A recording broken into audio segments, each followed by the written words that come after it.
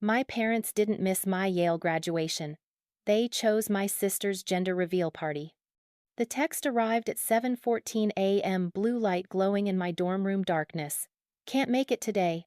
Ashley's reveal is at 11. You understand. So proud of you. 3 sentences. 4 years erased.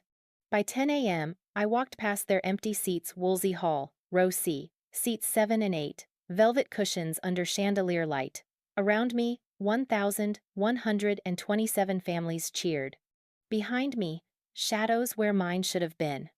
I didn't post anything. My roommate's father did those empty seats. That moment, 2.3 million views by evening. Dad's law firm saw it. Mom's country club. Then their phones started ringing. The email arrived at 6:47 a.m. on a Tuesday morning in April, 4 years ago. I was in the Yale library basement, third consecutive all-nighter, organic chemistry textbook, creating a permanent indent on my left cheek. My phone lit up on the scratched wooden desk. Subject line: Yale University Financial Aid. Scholarship Award Decision. My hands shook so badly I had to set the phone down. Read it later, I told myself. After you finish this problem set. After you've had coffee. After you're mentally prepared for rejection. I lasted 11 seconds. Congratulations, Jasmine Chen. We are pleased to award you the Presidential Scholarship in recognition of your academic excellence. Full tuition coverage, $78,000 over 4 years. I read it 7 times before the words became real. $78,000. 4 years of tuition, not room and board, not books, but still. 4 years of validation that someone believed I was worth investing in. 4 years where maybe, just maybe, I wouldn't have to choose between eating lunch and buying lab goggles. The library basement was empty at that hour. No one heard me cry. I called home at 7:03 a.m. Mom answered on the 4th ring. Voice thick with sleep. Jasmine? It's 7 in the morning. Is something wrong? I got it. My voice cracked. The Presidential Scholarship. Full tuition for 4 years. Mom, I got it. Silence stretched across the line. Then, oh, that's wonderful, honey. Your father will be so proud. Not, I'm so proud. Your father will be. Can you put him on? I want to tell him. He's sleeping. You know how hard he works. I'll tell him when he wakes up. A pause. Static crackled. Jasmine, honey, I need to go. Your sister's here, and she has something exciting to share with us. My stomach tightened. Ashley's there? At 7 in the morning? She just arrived. Oh my God, Richard, come here. My mother's shriek nearly shattered my eardrum. Jasmine, I have to go. We'll talk later. Congratulations on your thing. The line went dead. I sat there in the basement, fluorescent lights humming overhead, staring at my phone. Your thing? $78,000 was my thing. I pulled up my email again. Read the scholarship letter one more time. Let the words fill the hollow space my mother's voice had carved out. Congratulations, Jasmine Chen. At least someone thought I deserved congratulations. I learned about Ashley's news 3 hours later, through Instagram. My sister's post appeared at 10:14 a.m. A close-up photo of a positive pregnancy test resting on what I recognized as our parents' granite kitchen counter. Caption: Baby-3 coming this fall. Mom and Dad are thrilled. Best grandparents ever. Number blessed, number family is what matters. 473 likes in the first hour. My scholarship text to the family group chat, sent at 7:04 a.m., had exactly 3 reactions. A thumbs up from Dad, a heart from my Aunt Linda, and nothing from Mom or Ashley. I want to say I was surprised. I'd be lying.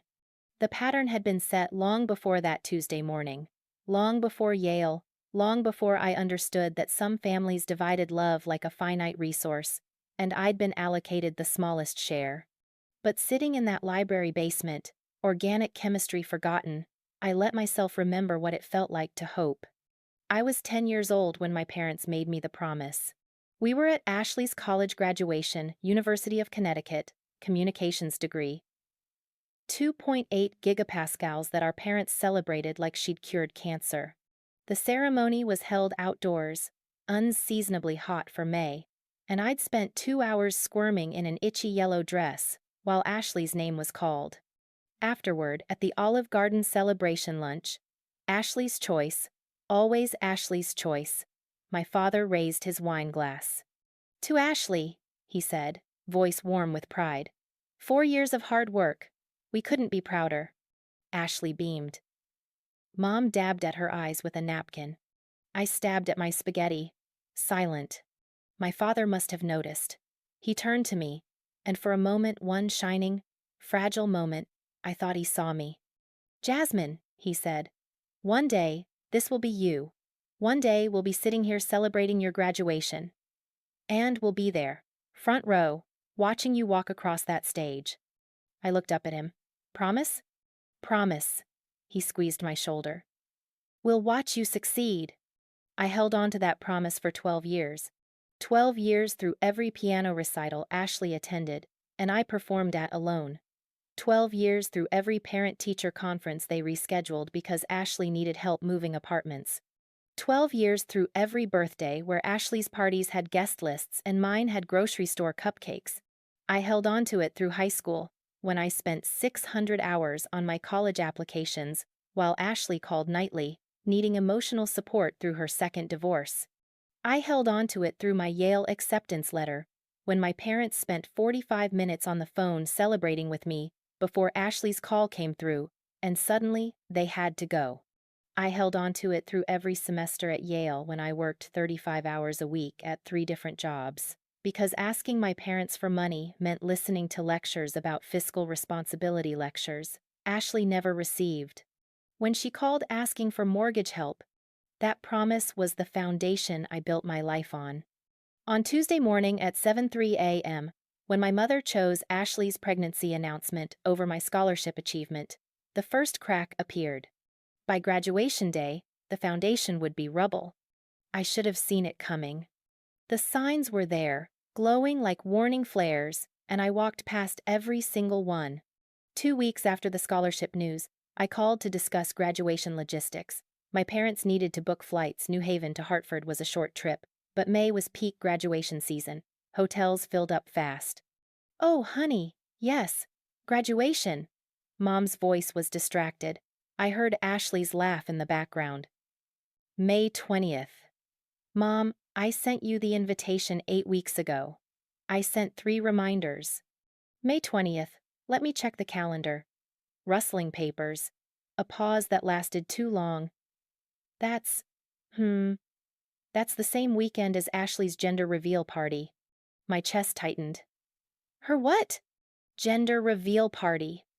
She's doing this adorable thing with balloons and a cake. Pink or blue filling.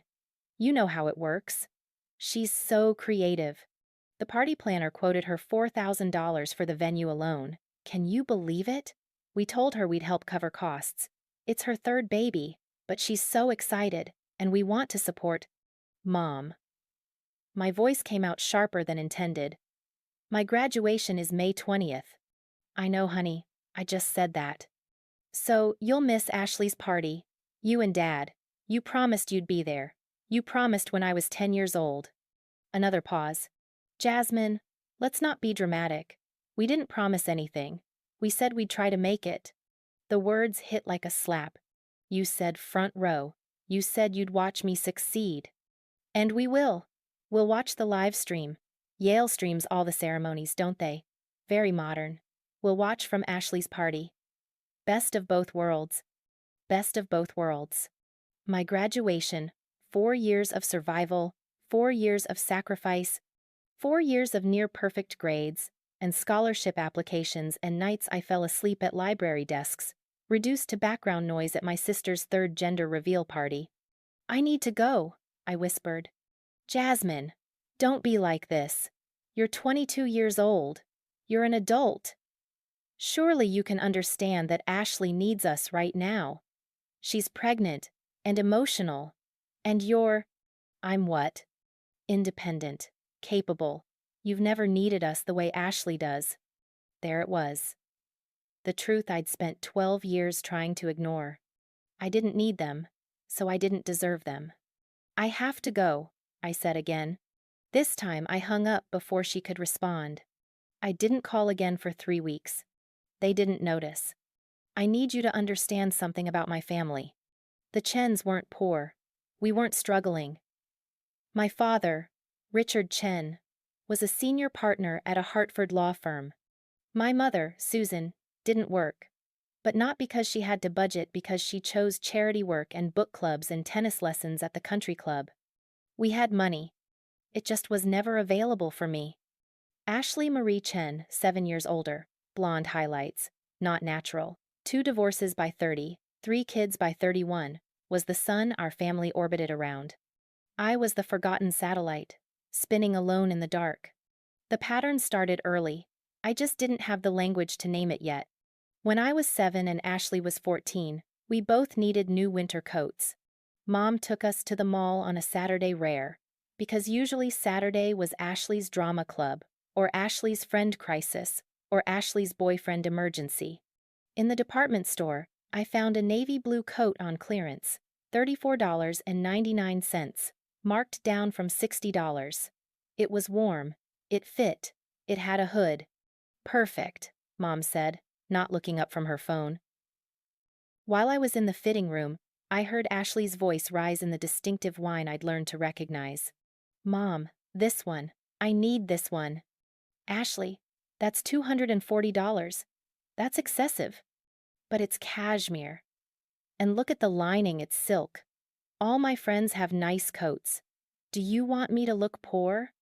When I emerged from the fitting room, navy coat zipped to my chin, Mom was at the register. She was buying Ashley's $240 cashmere coat. What about mine? I asked quietly. Mom glanced at me. Honey, that's a clearance coat. Are you sure you want something so cheap looking? People notice these things. Ashley smirked. It's kind of puffy, Jazzy. You look like a blueberry. I wore the navy coat for 4 winters. By the 3rd year, the zipper broke. By the 4th year, my wrists extended 3 inches past the sleeves. I never asked for another coat. That was the first lesson. Ashley's needs were necessities. Mine were negotiable. When I was 12, I won the regional science fair. My project, a water filtration system using common household materials, had taken 6 months. I'd tested 17 different filter combinations. I'd collected rainwater samples from 8 different locations. I'd graphed results until my hand cramped. The judges gave me first place and a $500 scholarship towards science camp. My parents couldn't make the award ceremony. Ashley had a college campus tour that same afternoon, the 3rd campus tour that month, because she needed to feel the energy of each school before deciding. My teacher, Mrs. Rodriguez, drove me home afterward. I clutched my blue ribbon and scholarship certificate against my chest the entire ride. When I walked through the door at 6:47 p.m., Mom was in the kitchen starting dinner. How was the science thing? She asked, not looking up from the cutting board. I won. That's nice, honey. Set the table, please. Your sister will be home soon, and she'll want to tell us all about Boston College. I set the table. 4 places. Mom, Dad, Ashley, me. Ashley talked about Boston College for 45 minutes during dinner. The campus, the dorms, the dining halls, the cute boy who'd given her the tour. I said nothing about my project, my ribbon, my scholarship. No one asked. That was the second lesson. Ashley's stories deserved an audience. Mine deserved silence. When I was 16, I was named valedictorian. Out of 347 students, I ranked first. 4 gigapascals. 7 AP classes. 1,520 SAT score. 3 years as math team captain. 2 years as debate team president. The valedictorian gave a speech at graduation. My speech took 3 weeks to write 6 drafts, each one refined until the words felt like truth. My parents confirmed they'd attend. Dad even requested the afternoon off work. Graduation morning, I woke at 5:30 a.m., curled my hair, applied makeup carefully. Put on the white dress I'd saved 3 months of babysitting money to buy. I looked in the mirror and barely recognized myself. I looked like someone parents would be proud of. The ceremony started at 10 a.m. I sat on stage with the other honor students, scanning the crowd for my parents. Row 7, seats 12 and 13. That's where they'd said they'd be. Empty. I checked my phone during the principal's welcome speech. One text from Mom, sent at 9:47 a.m. So sorry, honey. Ashley's water broke. We're at the hospital. You understand. Film your speech for us. Ashley wasn't due for 2 more weeks. But biology didn't follow my schedule. I gave my valedictory speech at 10:34 a.m. to a crowd of 800 people. I talked about perseverance, about believing in yourself, about the people who lift you up when you want to give up. I didn't mention that the people who were supposed to lift me up were 23 miles away, watching my sister become a mother while I became a graduate. Afterward, my best friend Maya's family took me to lunch. Maya's mom hugged me and said, "We're so proud of you, Jasmine. That speech was beautiful." I cried in the restaurant bathroom for 11 minutes. That was the third lesson. Ashley's biological functions trumped my achievements. Always. When I was 18, I got my Yale acceptance letter. Not just acceptance, early decision acceptance. With that presidential scholarship I mentioned, $78,000 over 4 years. I'd worked for that acceptance. 4 years of straight A's, 4 years of extracurriculars, 4 years of calculated risks and strategic choices, and nights where I fell asleep with textbooks open on my chest. I called my parents at 4:14 p.m. on the day the decision dropped. Mom answered. I got in, I said. Yale. Early decision. Full tuition scholarship. Oh, Jasmine, that's wonderful. She sounded genuinely happy. For 8 seconds, I let myself believe that finally I'd done something that mattered. Your father will be thrilled. He'll want to tell everyone at the firm. A Yale graduate in the family. Then, from the background, Mom? Mom? I need you. The baby won't stop crying, and Jake's not answering his phone, and I think I'm having a panic attack.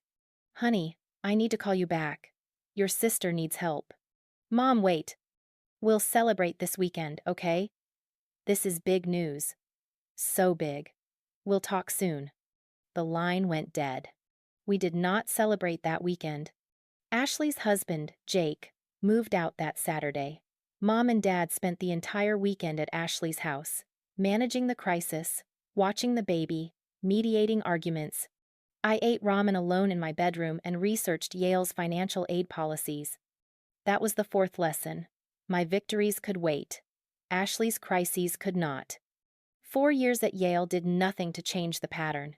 Freshman year, I called home every Sunday at 7 p.m. The conversations lasted an average of 4 minutes before Ashley called with an emergency. Sophomore year, I stopped calling. They didn't notice for 6 weeks. Junior year, I came home for Thanksgiving. I arrived Wednesday evening. By Thursday morning, Ashley had called crying about her divorce proceedings. Mom and Dad spent Thanksgiving Day at her house.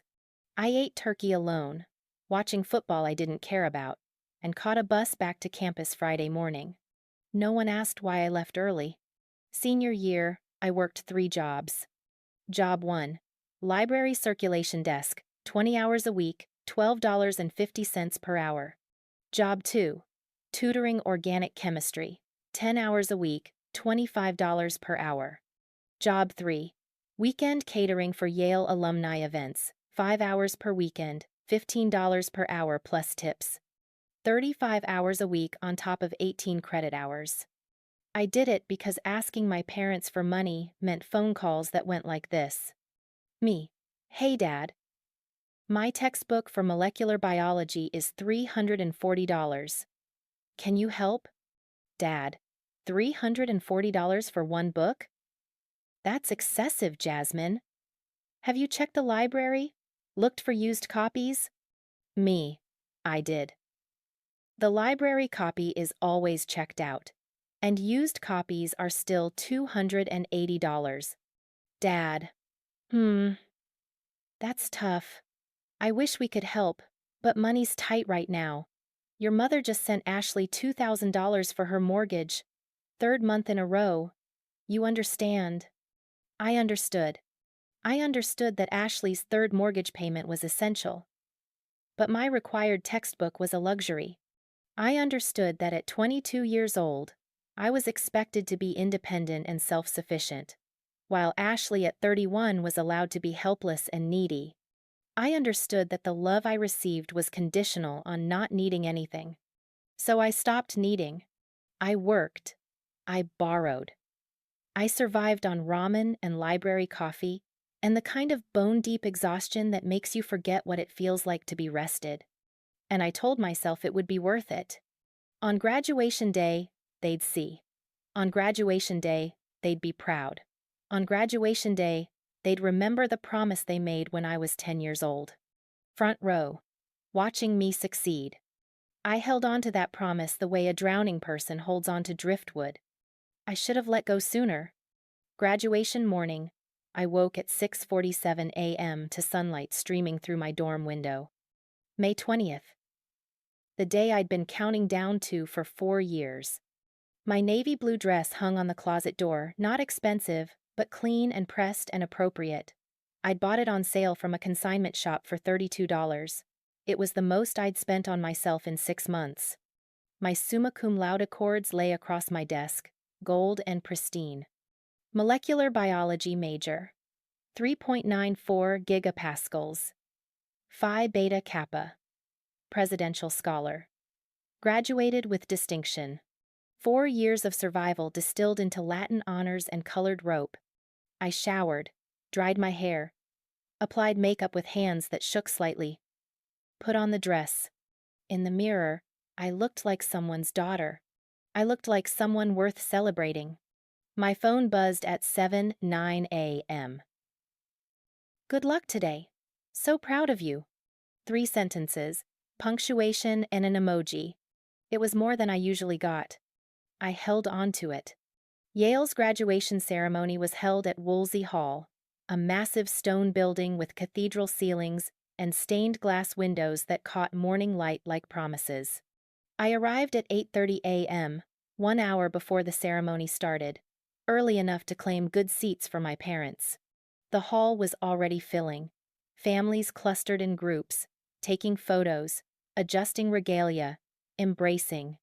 The air smelled like perfume and excitement, and the particular kind of joy that comes from watching someone you love succeed. I walked down the center aisle, counting rows. Row C, seats 7 and 8, third row from the front, just off center, perfect view of the stage. I set my purse on seat 7, my jacket on seat 8. Saved.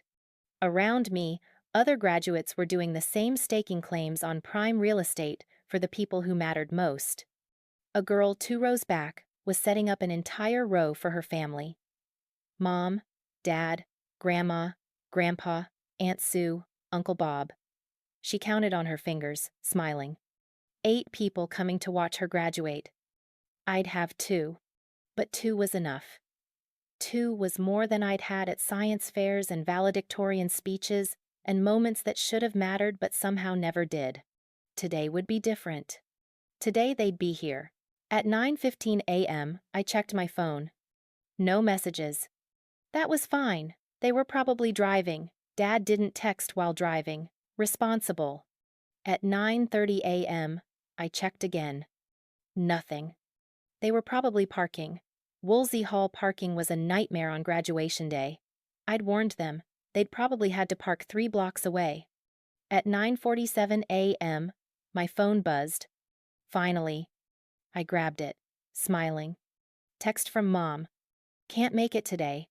Ashley's gender reveal is at 11. You understand? So proud of you. I read it 3 times before the words became real. Can't make it. Gender reveal. You understand. I stood there in the aisle, graduates flowing around me like water around a stone, and felt the foundation crack. Not crack shatter. The promise made when I was 10 years old. The front row seats. The watching me succeed. demolished in 39 characters. My hands started shaking. I typed back. You promised. When I was 10, you promised you'd be here. The response came 40 seconds later. Don't be dramatic, Jasmine. We never promised anything. Ashley needs us today. Family first. Family first. As if I wasn't family. As if 4 years at Yale meant less than pink or blue cake filling. As if my graduation was optional, but Ashley's third gender reveal party was mandatory. I wanted to scream. I wanted to call them and demand they turn the car around. I wanted to ask what I'd done wrong, what I'd failed to be, what I could fix to make them choose me just once. Instead, I deleted my unsent reply. I put my phone in my purse. I walked back to row C, seats 7 and 8, and removed my jacket and purse. The seats weren't saved anymore. No one was coming. At 9:52 a.m., a voice behind me said, Jasmine? I turned. Kira Patel, my roommate for 3 years, my study partner, my 2 a.m. ramen companion, stood there with her family. Her mother, her father, her younger brother, and her grandmother. 5 people, all dressed up, all smiling. Are you okay? Kira's eyes swept over my face. You look... I'm fine. My voice came out steadier than I felt. My parents can't make it. Emergency. Kira's mother frowned. An emergency? Oh, honey. I'm so sorry. It's fine, really. It wasn't fine. Kira's father glanced at the empty seats beside me. Why don't you sit with us? We have an extra seat. You shouldn't be alone today. I wanted to say no. I wanted to preserve some shred of dignity. But dignity doesn't keep you warm when you're sitting alone in a room full of families. Okay, I whispered. Thank you. Kira grabbed my hand and didn't let go. The ceremony started at 10 a.m. sharp. Processional music. The dean's welcome. Speeches from distinguished alumni about legacy and excellence and the bright futures stretching before us. I sat between Kira and her mother, hands clasped in my lap, and tried to focus. But my eyes kept drifting to row C, seats 7 and 8. Empty. Velvet cushions under chandelier light, shadows where my parents should have been. Around me, 1,127 graduates prepared to walk across the stage. Behind each of them, mothers, fathers, siblings, grandparents. Cameras ready, smiles waiting. Behind me, nothing. At 10:34 a.m., they called my name. Jasmine Marie Chen. Molecular biology. Summa cum laude. Presidential scholar. Phi Beta Kappa. I walked across the stage in my navy blue dress, gold cords swaying. Shook the dean's hand. Accepted my diploma. Kira's family cheered. Her mother whistled. Her little brother shouted, Go, Jasmine. 8 rows back, someone else's family whooped. For a second, I let myself pretend they were mine. Then I saw row C again. Empty. I walked off the stage with my diploma in hand and a hole in my chest where my family should have been. The ceremony ended at 11:47 a.m. Families flooded the aisles, embracing graduates, taking photos, crying happy tears. The hall filled with noise, laughter, and congratulations, and the particular chaos of celebration. I stood by my seat, diploma clutched against my chest, watching. Kira's family surrounded her, hugging and crying and passing her between them like something precious. 2 seats over, a girl named Sarah was drowning in relatives, at least 12 people, all talking over each other, all trying to hug her at once. 3 rows back, someone's grandfather was crying openly, holding his grandson's face in his hands, saying something I couldn't hear but could feel. This was what graduation looked like. This was what I'd earned but would never have. My phone buzzed. Instagram notification. Ashley posted a photo. Against my better judgment, I opened it. The photo showed Ashley standing in front of an elaborate balloon arch, pink and blue balloons twisted into patterns, metallic streamers, a table full of desserts. She wore a white dress and held a knife poised over a massive cake. My parents stood on either side of her, beaming. Caption: It's a girl! Baby #3 coming this October. Mom and Dad surprised me with this incredible party. Best parents in the world. Number blessed. Number gender reveal. Number family number baby girl. Posted at 11:34 a.m. They'd chosen the exact time of my graduation to cut the cake. I stared at the photo. At my mother's smile. At my father's arm around Ashley's shoulders. At the joy radiating from all three of them. They weren't thinking about me. They weren't wondering how the ceremony went, whether I'd walked already, whether I was okay. They were eating cake. My chest tightened. Breathing became difficult. Jasmine? Kira's mother touched my arm gently. Honey, are you okay? I wasn't okay. I was 4 years of sacrifice and 35 hours of weekly work and $31,000 in student loans and a summa cum laude degree.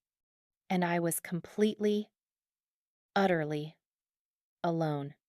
I need to go, I whispered. I left Woolsey Hall at 11:52 a.m., walking fast, navy blue dress swishing around my legs. My phone buzzed 3 more times, texts from extended family, congratulations I couldn't process. Behind me, families celebrated. Ahead of me, row C, seats 7 and 8 remained empty. I made it to my dorm room before I started crying. And then I saw the Venmo notification. My parents had charged $4,200 to Party Bliss decorations that morning. The same parents who'd told me they couldn't afford a $340 textbook 3 months ago. The same parents who'd said money was tight when I asked for help with rent. The same parents who'd watched me work 35 hours a week while attending Yale full-time. They had money. They'd always had money. They just chose to spend it on Ashley. For 18 months, I discovered later. They'd been spending it on Ashley. While I survived on ramen and library coffee and exhaustion that felt like drowning, they'd funded my sister's life. And I was about to find out exactly how much. I sat on my dorm room floor for 23 minutes, still wearing my graduation dress, staring at my phone. The Venmo notification glowed on the screen. Richard Chen charged $4,200 to Party Bliss decorations. Date: May 20th, 10:47 a.m. Note: Ashley's special day. $4,200. For balloons, for cake, for a party celebrating my sister's third child's gender information that would be obvious in 4 months regardless. The same parents who'd told me last semester that they couldn't help with my $340 molecular biology textbook because money's tight right now. The same parents who'd suggested I get creative when I'd asked for help with rent after my work-study hours got cut. The same parents who'd listened to me describe eating ramen for 9 consecutive days and responded with advice about budgeting. They had $4,000 for a party. They had $0 for their daughter's education. I read the notification again. Then again. Something wasn't right. Not just morally wrong. I'd made peace with moral wrongness years ago. Something mathematically didn't add up. My parents weren't wealthy, but Dad's law firm paid well. Low 6 figures. Comfortable. Enough for a decent house, country club membership, Mom's tennis lessons. But lately, over the past year, maybe longer, they'd been pleading poverty constantly. When I'd asked for help with a $200 medical copay last winter. We can't afford that right now, Jasmine. Things are tight. When I'd mentioned possibly coming home for spring break. Honey, we can't pay for your flight. Maybe next time. When I'd called about graduation gift suggestions, let's keep it simple this year. We've had some unexpected expenses. Unexpected expenses. But somehow, this morning, they'd had $4,200 for party decorations. I stood up, changed out of my dress into leggings and a Yale sweatshirt, sat at my desk, opened my laptop.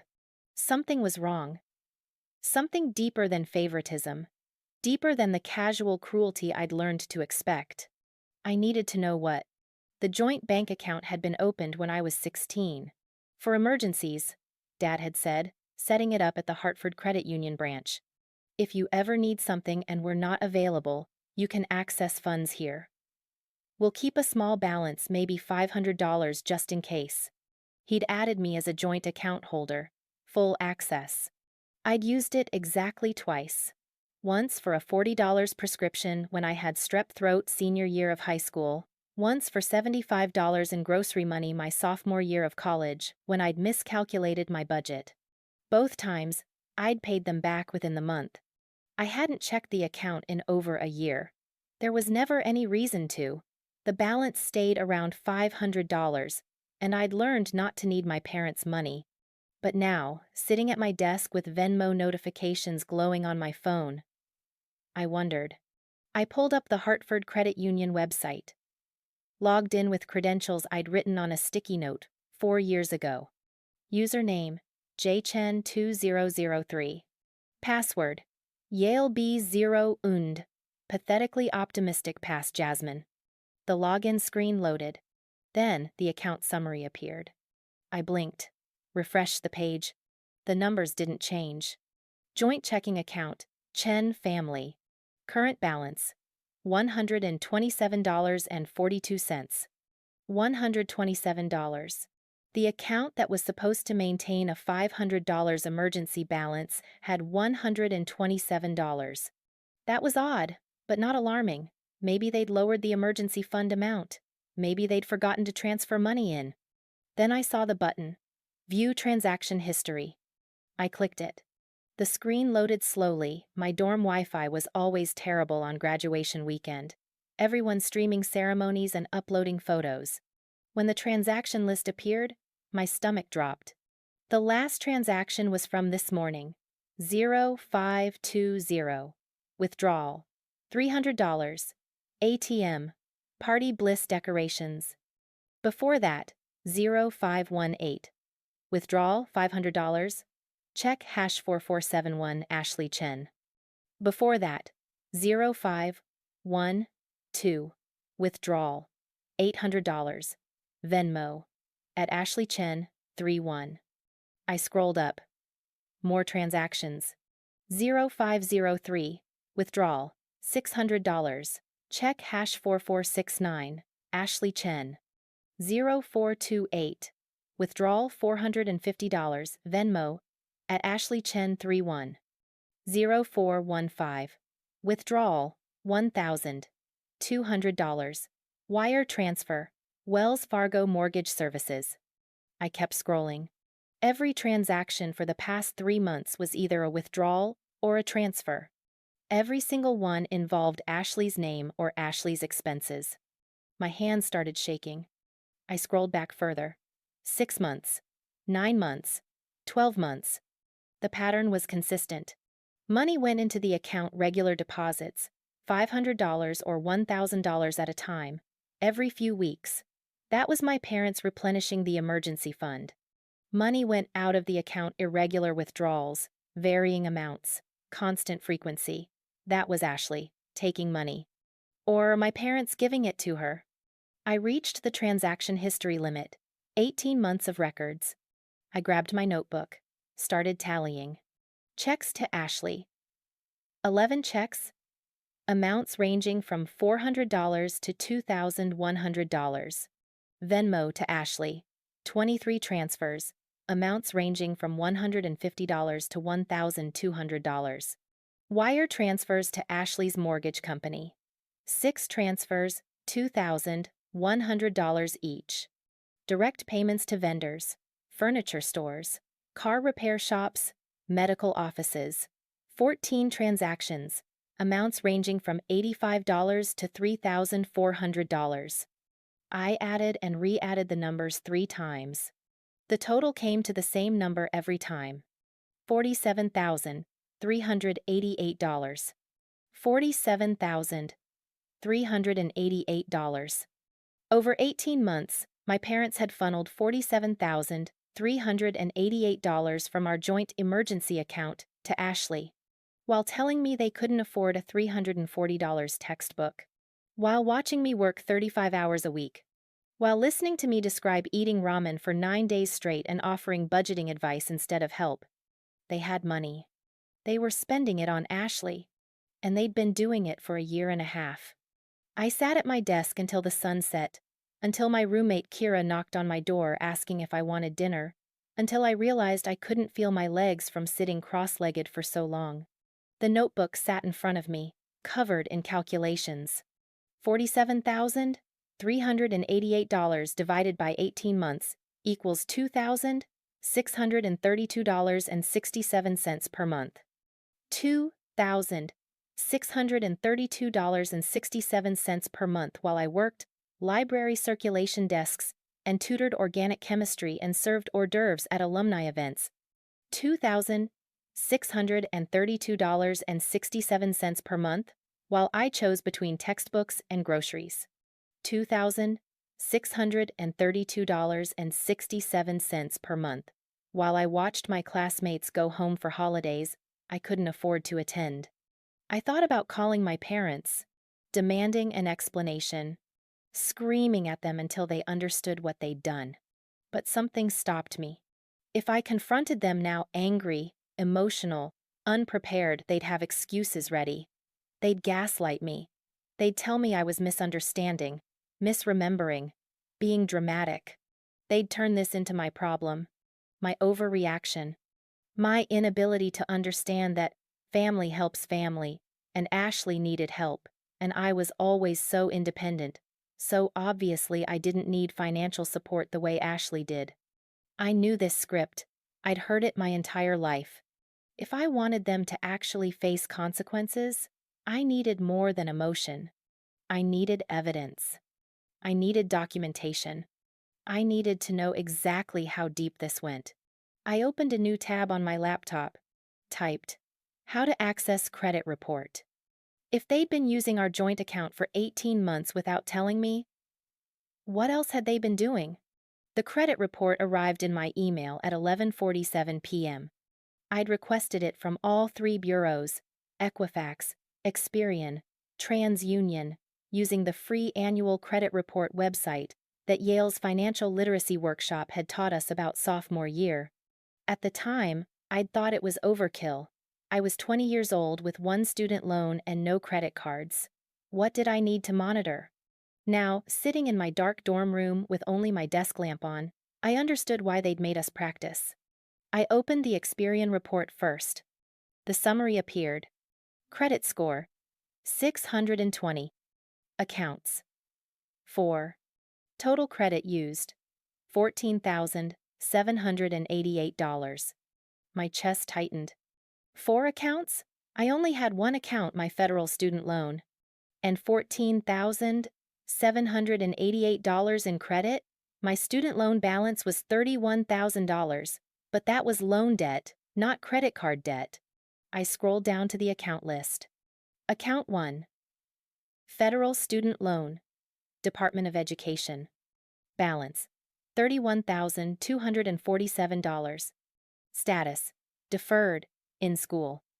Opened, 8/2019. That was mine. Expected. Account 2. Discover card number 6, 011XXXXXXX8844. Balance, $12,388. Status, current. Opened, 18 months ago. My hands froze on the trackpad. Discover card? I didn't have a Discover card. I'd never applied for a Discover card. I clicked on the account details. Account holder, Jasmine Marie Chen. Co-signer, Richard Chen. Billing address, my parents' Hartford address. Credit limit, $15,000. Current balance, $12,388. Available credit, $2,612. My Social Security number was listed on the application. My name as primary account holder. My father as co-signer. Opened 18 months ago, the same time the joint bank account withdrawals started. I clicked View Transaction History. The charges loaded slowly. When they appeared, my vision blurred. Transaction date, 0518. Baby Furniture Depot, $3,247. Transaction date, 0512. Wells Fargo mortgage payment, $2,100. Transaction date, 0429. Bella's Boutique maternity wear, $890. Transaction date, 0415. Joe's Auto Repair, $1,850. Transaction date, 0403. Bye Bye Baby, $1,456. Transaction date, 0327. Wells Fargo mortgage payment, $2,100. I scrolled through 18 months of charges. Not one purchase was mine. Every single transaction was for Ashley.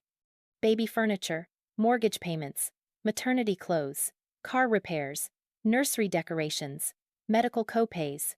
My parents had opened a credit card in my name and used it as a funding source for my sister's life.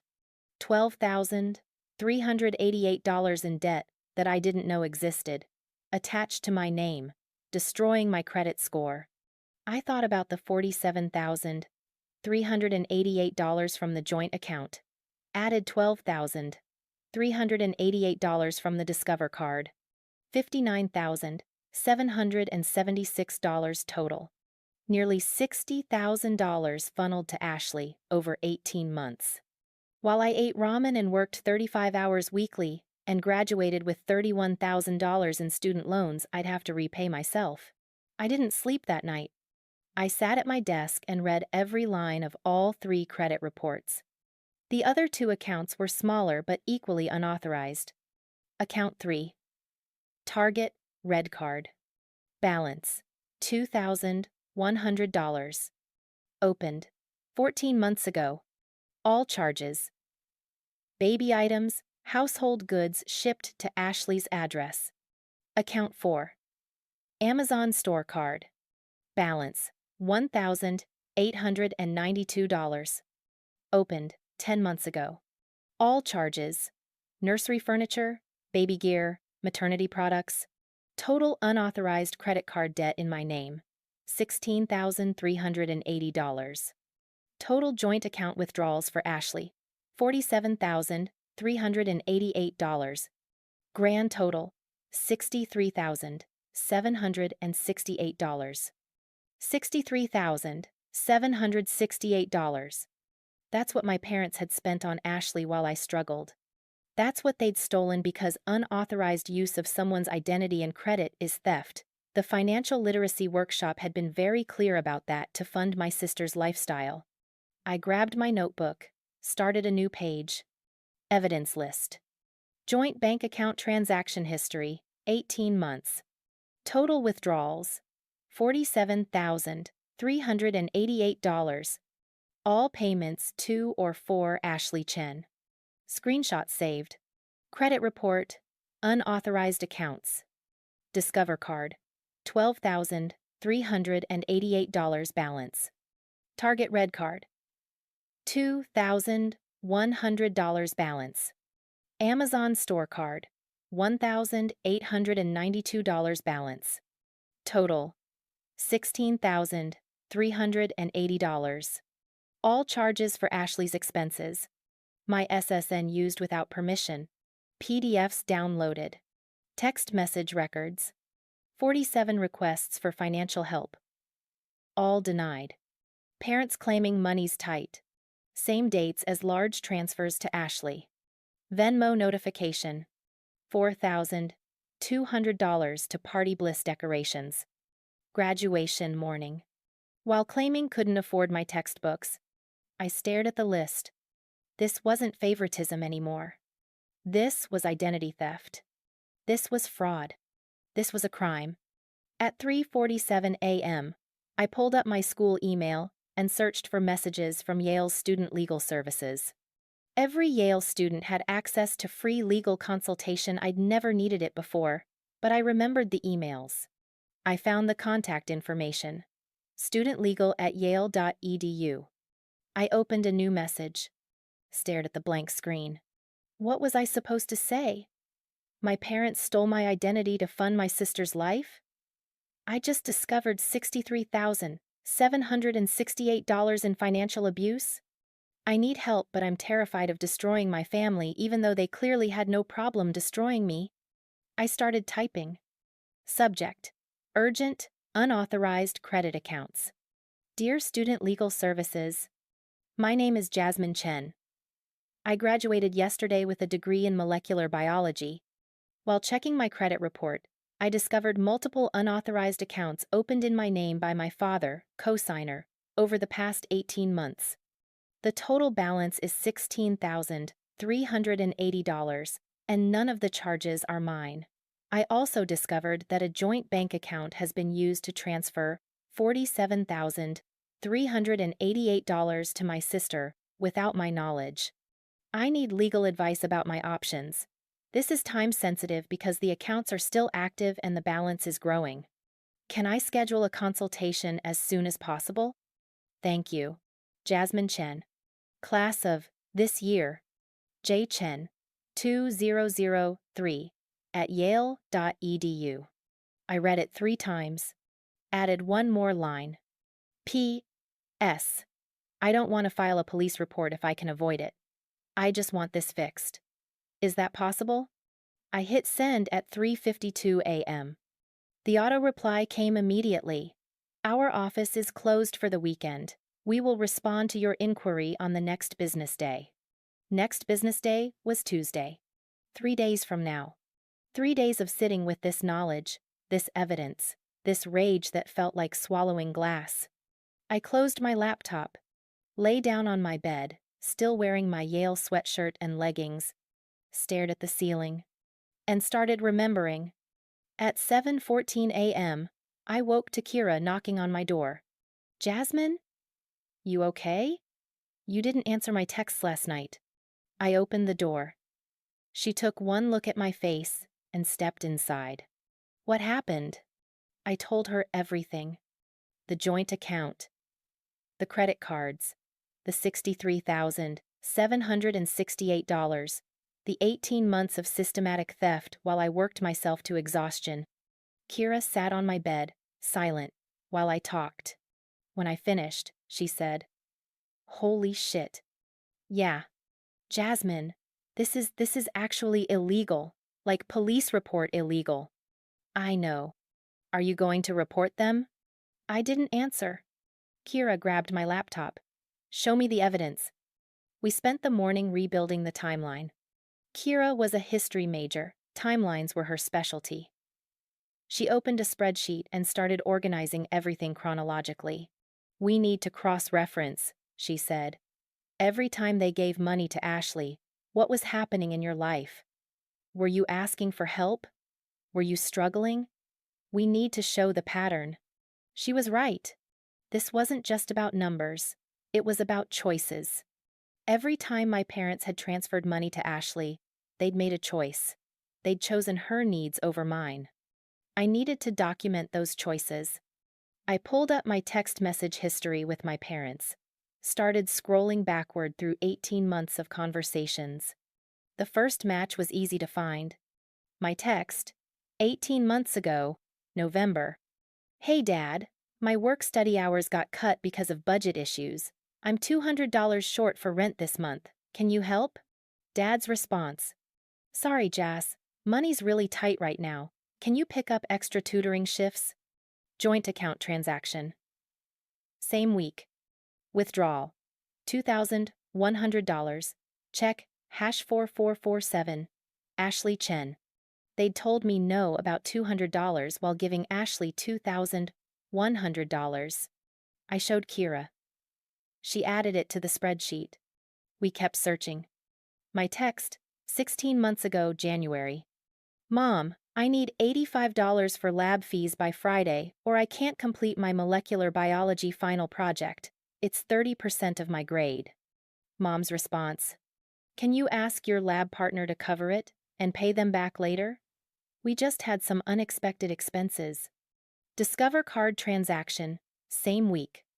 Charge, $1,200. Bye-bye baby nursery furniture. They'd told me to borrow $85 from a classmate, while charging $1,200 in baby furniture to a credit card in my name. Kira's jaw tightened. She added it to the spreadsheet. My text. 14 months ago, March. Dad, my laptop died. The repair shop says it's the hard drive. $340 to fix. I need it for classes. Can you help with half? Dad's response. $340 is steep. Have you looked into Yale's computer lab? They have computers you can use for free. Joint account transaction. Same week. Withdrawal. $890. Venmo. At Ashley Chen 31. Note. Car insurance. They'd suggested I use public computers in the library instead of repairing my laptop while Venmoing Ashley $890 for car insurance. I remembered that week.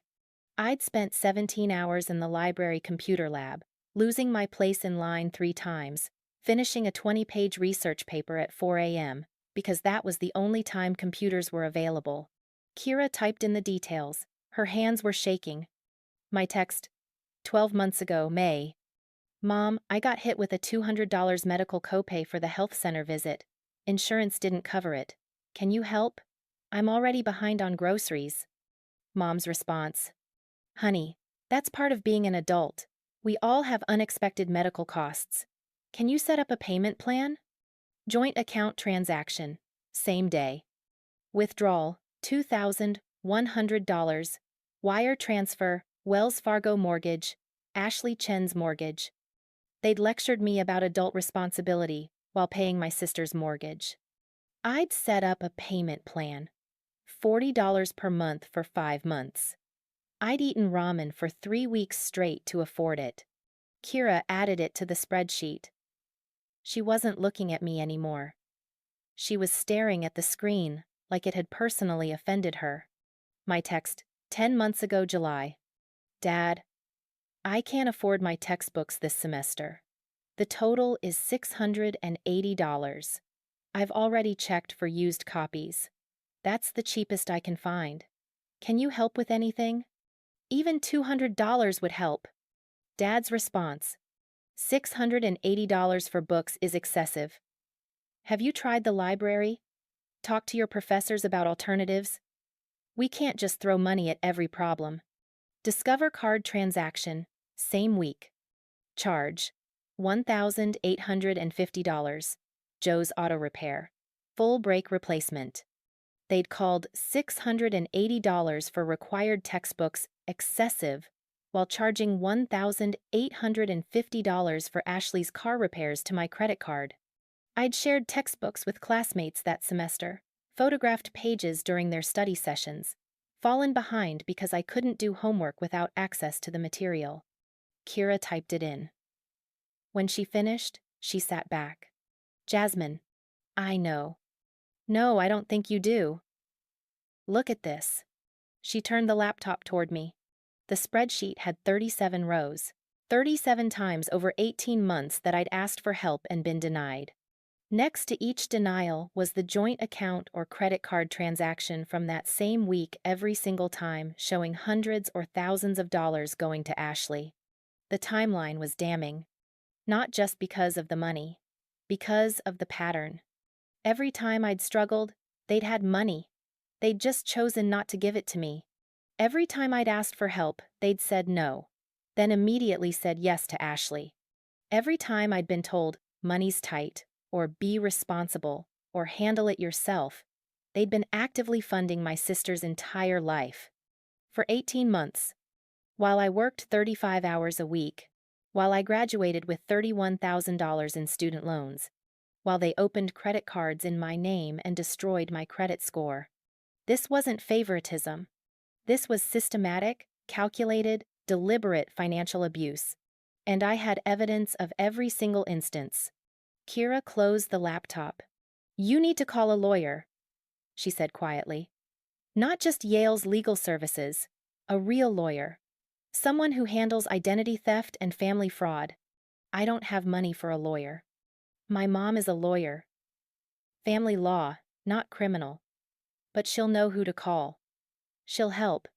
I looked at Kira, my roommate, my friend, the person whose family had welcomed me at graduation when mine hadn't bothered to show.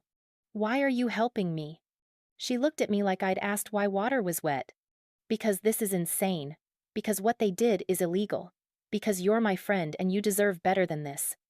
She grabbed my hand. Call my mom. Today. Please. I thought about the spreadsheet. 37 documented instances of betrayal. I thought about my parents at Ashley's gender reveal party, cutting cake, celebrating, completely unaware that I'd discovered their secret.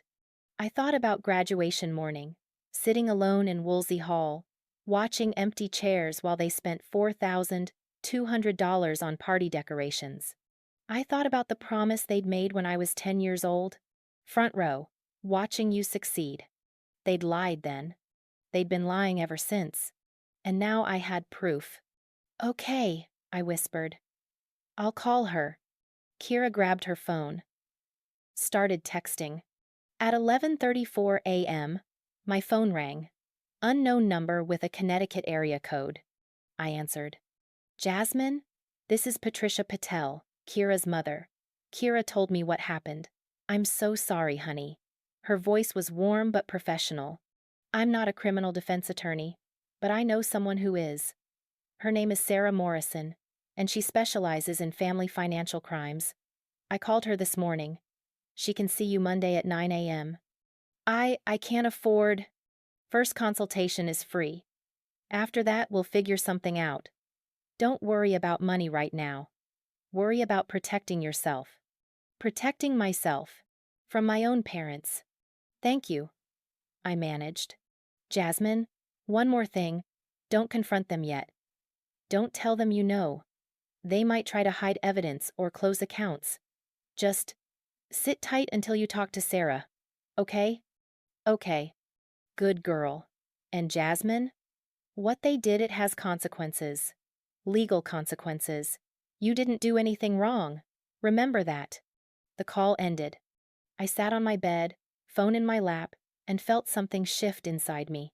For 18 months, I'd been the victim. For 18 months, I'd absorbed their choices and carried their betrayal and blamed myself for not being worth helping. But I wasn't the problem. They were. And on Monday morning, I was going to start holding them accountable.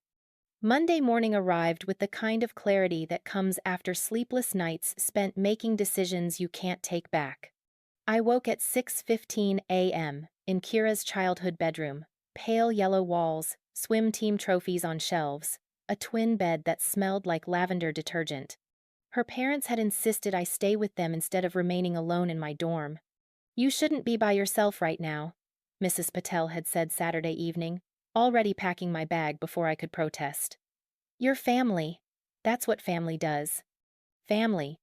The word meant something different in this house. I got dressed in the clothes Kira had helped me pack. Dark jeans, a Yale sweatshirt, sneakers, armor for battle disguised as casual wear. The lawyer meeting was at 9 a.m. 2 hours and 45 minutes to prepare. Downstairs, the Patel kitchen smelled like cardamom and coffee. Mrs. Patel stood at the stove, making what Kira had explained was chai, real chai, not the syrupy coffee shop version. Mr. Patel sat at the kitchen table reading the Hartford Courant on an iPad. Kira was texting someone, probably her brother. When I entered, they all looked up. Good morning, Jasmine, Mrs. Patel said warmly. Sit. Eat. You need energy today. The table was already set. Chai in ceramic mugs, buttered toast, scrambled eggs, sliced mango. More food than I'd eaten in a typical week at Yale. I sat. Thank you. You really didn't have to. Yes, we did. Mr. Patel folded his iPad, giving me his full attention. Kira told us everything. What your parents did is unconscionable. The word hit hard. Unconscionable. Not unfortunate or complicated, or a misunderstanding. The words I'd been preparing to hear from adults who would inevitably take my parents' side. Unconscionable. Meaning, beyond the limits of what's acceptable or reasonable. I don't want to cause trouble, I said quietly. I just want them to stop. Mrs. Patel set a mug of chai in front of me. Sat down. Jasmine, look at me. I looked. What they did has legal consequences. Not because you're vindictive. Not because you're ungrateful, because they committed crimes. Her voice was gentle but firm. Opening credit accounts in someone else's name without permission is identity theft. Using someone's social security number fraudulently is a federal offense. The amount they stole, over $60,000, makes this a felony. Felony. The word hung in the air like smoke. But they're my parents, I whispered. That makes it worse, not better. They had a duty to protect you. They chose to exploit you instead. She reached across the table, covered my hand with hers. Sarah Morrison is one of the best attorneys in Connecticut. She's going to explain your options. You don't have to decide anything today. You just have to listen. Can you do that? I nodded. Kira slid into the chair beside me. We're coming with you. To the lawyer. You don't have to do this alone. Kira. You don't have to. Yes, I do. You're my best friend. You were alone at graduation. You're not going to be alone for this. She grabbed my hand, squeezed hard. Whatever you decide, police report, lawsuit, nothing, I'm with you, okay? My throat tightened. Okay. Mr. Patel cleared his throat. Jasmine, I want to ask you something, and I need you to be honest. Do you feel safe? If your parents find out you're investigating this, do you think they'd harm you, physically or otherwise? I thought about it. Really thought. No, I said finally. They're not violent. They only see Ashley. I don't think they'd hurt me. I don't think they think about me enough to hurt me. The truth of that statement settled over the table. Kira's hand tightened on mine. Mrs. Patel's expression shifted, something between pity and fury. Mr. Patel nodded slowly. That's important to know. Sarah will ask you the same question. We finished breakfast in relative silence, the kind that feels supportive rather than awkward.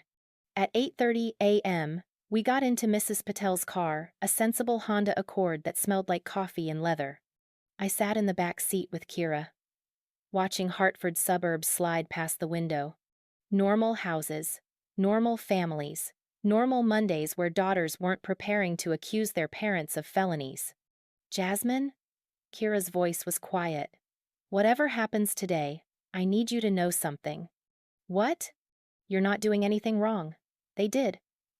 You're just refusing to let them get away with it. That's not betrayal. That's self-protection. I looked at her, this girl I'd lived with for 3 years, studied with, laughed with, survived Yale alongside. This girl whose family had taken me in without hesitation. This girl who was holding my hand like I mattered. Thank you, I whispered. She squeezed my hand again. That's what sisters do. Sisters. The word hit differently this time. Ashley had never held my hand through hard things. Ashley had never chosen me over her own comfort. Ashley had never been my sister, not really. But maybe Kira was. We arrived at Sarah Morrison's office at 8:52 a.m. The building was professional but not intimidating, a 3-story brick structure in downtown New Haven, shared by several law practices. The sign outside read, Morrison and Associates, Family Law and Financial Crimes.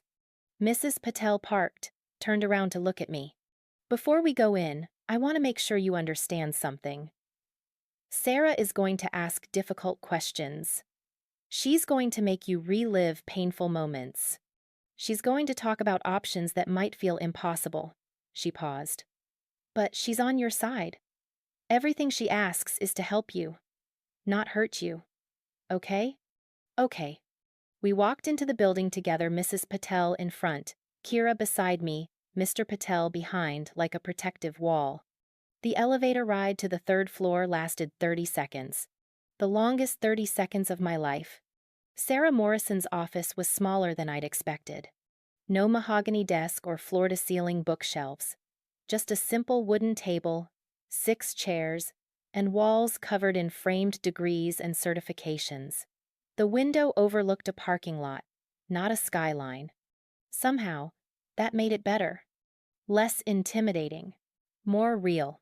Sarah herself was younger than I'd pictured, maybe late 30s, dark hair pulled into a professional bun, kind eyes behind wire-frame glasses. She wore a navy pantsuit and no-nonsense flats. She stood when we entered. extended her hand. Jasmine, I'm Sarah Morrison. Patricia told me about your situation. I'm so sorry you're going through this. Her handshake was firm. Please, everyone sit. We arranged ourselves around the table. Mrs. Patel beside me on my left, Kira on my right, Mr. Patel across from me, Sarah at the head of the table with a yellow legal pad and pen. Before we begin, Sarah said, I need to clarify a few things. This initial consultation is free. If you decide to retain my services, we'll discuss fees and payment plans. Nothing you say here is binding. You're not committing to any course of action by talking to me. My job is to explain your options. Your job is to decide what's best for you. Understood? I nodded. Good. She clicked her pen. Tell me what happened. Start from the beginning. I told her everything. The joint bank account opened at 16. The Venmo notification graduation morning. The credit report discoveries. The unauthorized credit cards. The $63,768 total. The 18-month timeline of requests denied while money flowed to Ashley. Sarah took notes, didn't interrupt, didn't react. When I finished, she set down her pen. Do you have documentation? I pulled out my laptop. Opened the folder Kira and I had organized. Bank statements, credit reports, text message screenshots, the timeline spreadsheet. Sarah spent 7 minutes reviewing everything in silence. Finally, she looked up. Jasmine, what they did meets the legal definition of identity theft under federal law and financial exploitation under Connecticut state law. The unauthorized credit accounts, that's 18 U.S. Code Section 1028. Identity theft and fraud. The amount involved over $60,000 elevates this to a felony. Felony. There was that word again. What are my options? I asked. Sarah flipped to a new page on her legal pad, started writing. You have 3 primary options. Each has different consequences and requirements. Option 1. Criminal charges. You can file a police report for identity theft. The New Haven Police Department would investigate. If they find evidence which you have in abundance, the case would go to the state's attorney. Your parents could face criminal charges. Identity theft, fraud, financial exploitation of a family member. She paused. If convicted, they could face fines up to $250,000 and prison time up to 15 years for federal charges, or up to 5 years for state charges. Prison. My hands started shaking. However, Sarah continued, criminal cases are lengthy. They're emotionally draining, and you have limited control over the outcome once charges are filed. The state prosecutes, not you. Option 2. Civil lawsuit. You can file a civil lawsuit to recover the money.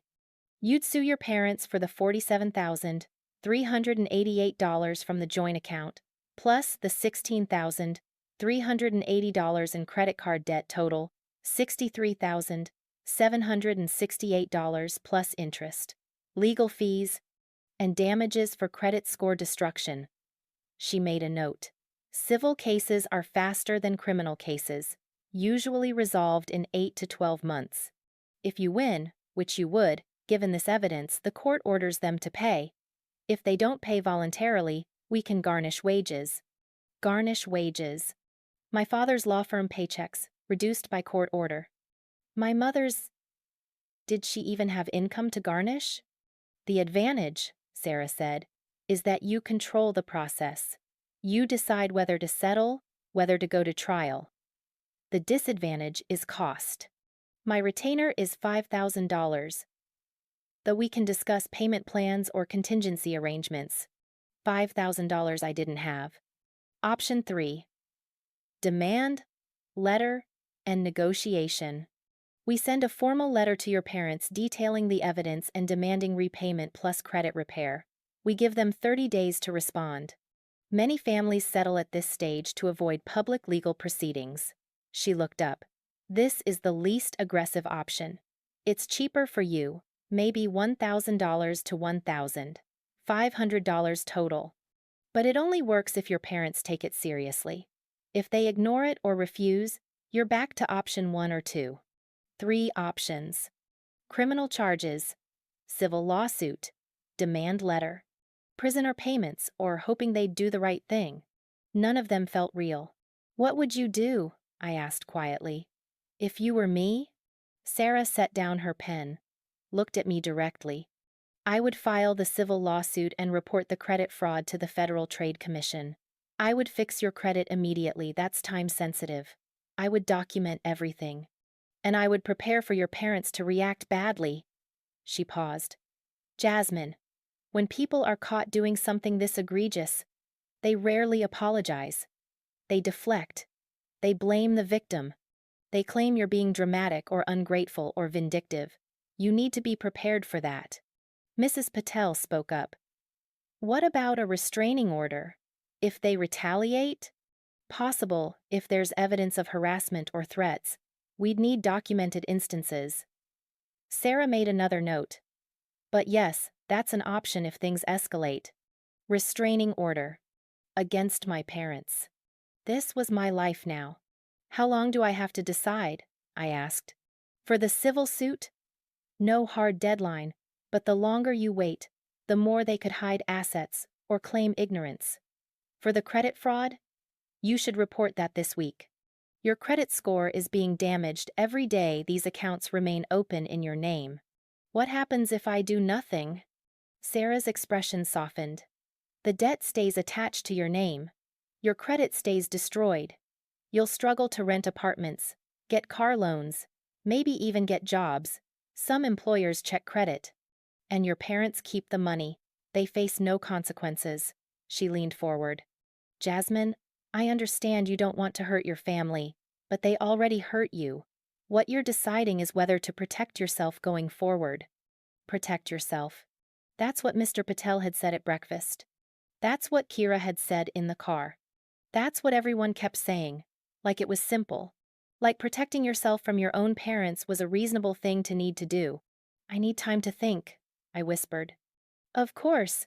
Take until end of week. Friday. That gives you 5 days. Sarah slid a business card across the table. Call me when you decide, or if you have questions, or if anything changes if they find out, if they contact you, anything. I took the card. Sarah Morrison, attorney at law, email, phone number. Somehow, having her contact information felt like a lifeline. One more thing, Sarah said as we stood to leave. Jasmine, what they did is not your fault. You didn't cause this. You didn't deserve this. You're not doing anything wrong by holding them accountable. I need you to hear that. Okay, I said. I didn't believe it yet, but maybe someday I would.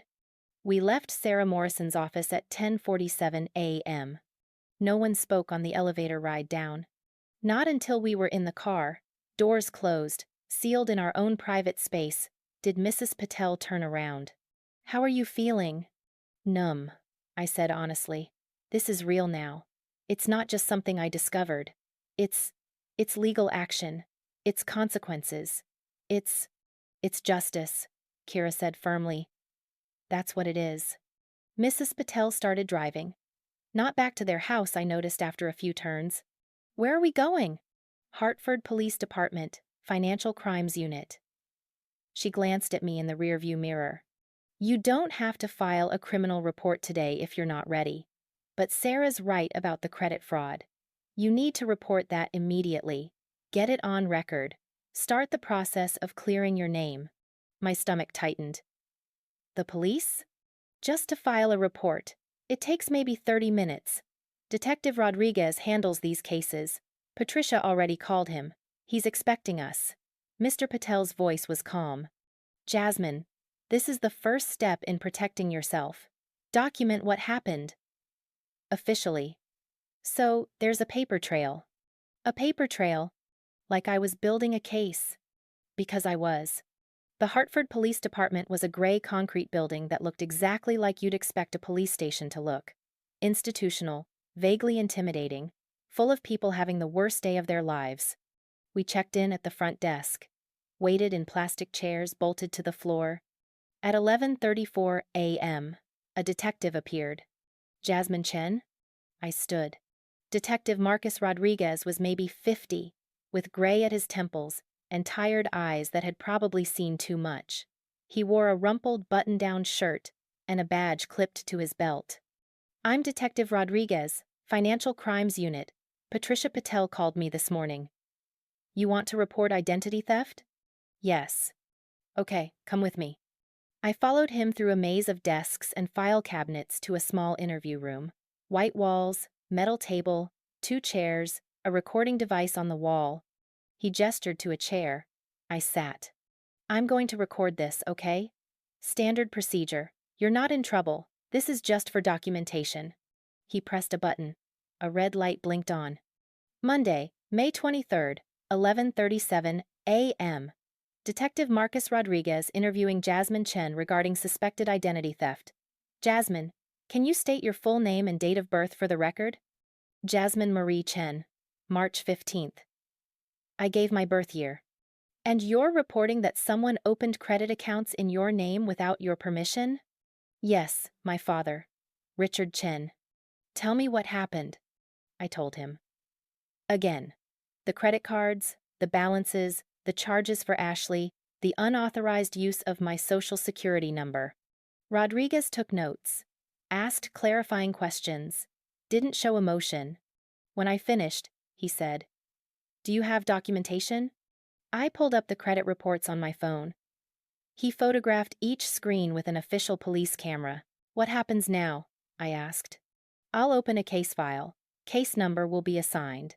I'll contact the credit card companies, verify the accounts, request application records. If your signature was forged, which it sounds like it was, that's fraud. Federal and state." He made another note. "The credit companies will likely freeze the accounts and remove them from your credit report once fraud is confirmed. That takes a few weeks." "And my father?" Rodriguez looked up. "That depends on you. Do you want to press charges?" There it was again. The question I couldn't escape. "I don't know yet." "Okay, here's what I'll tell you. Identity theft by a family member is complicated. It's still a crime, but prosecution is tricky. State's attorney usually wants victim cooperation. If you don't want to press charges, they might not pursue it." He slid a card across the table. "Think about it. Call me when you decide.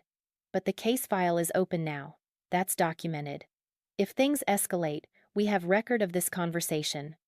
If things escalate, everyone kept saying that. Like escalation was inevitable. I left the police station at 12:14 p.m. with a case number written on a business card and a feeling like I'd crossed some invisible line. There was no going back now.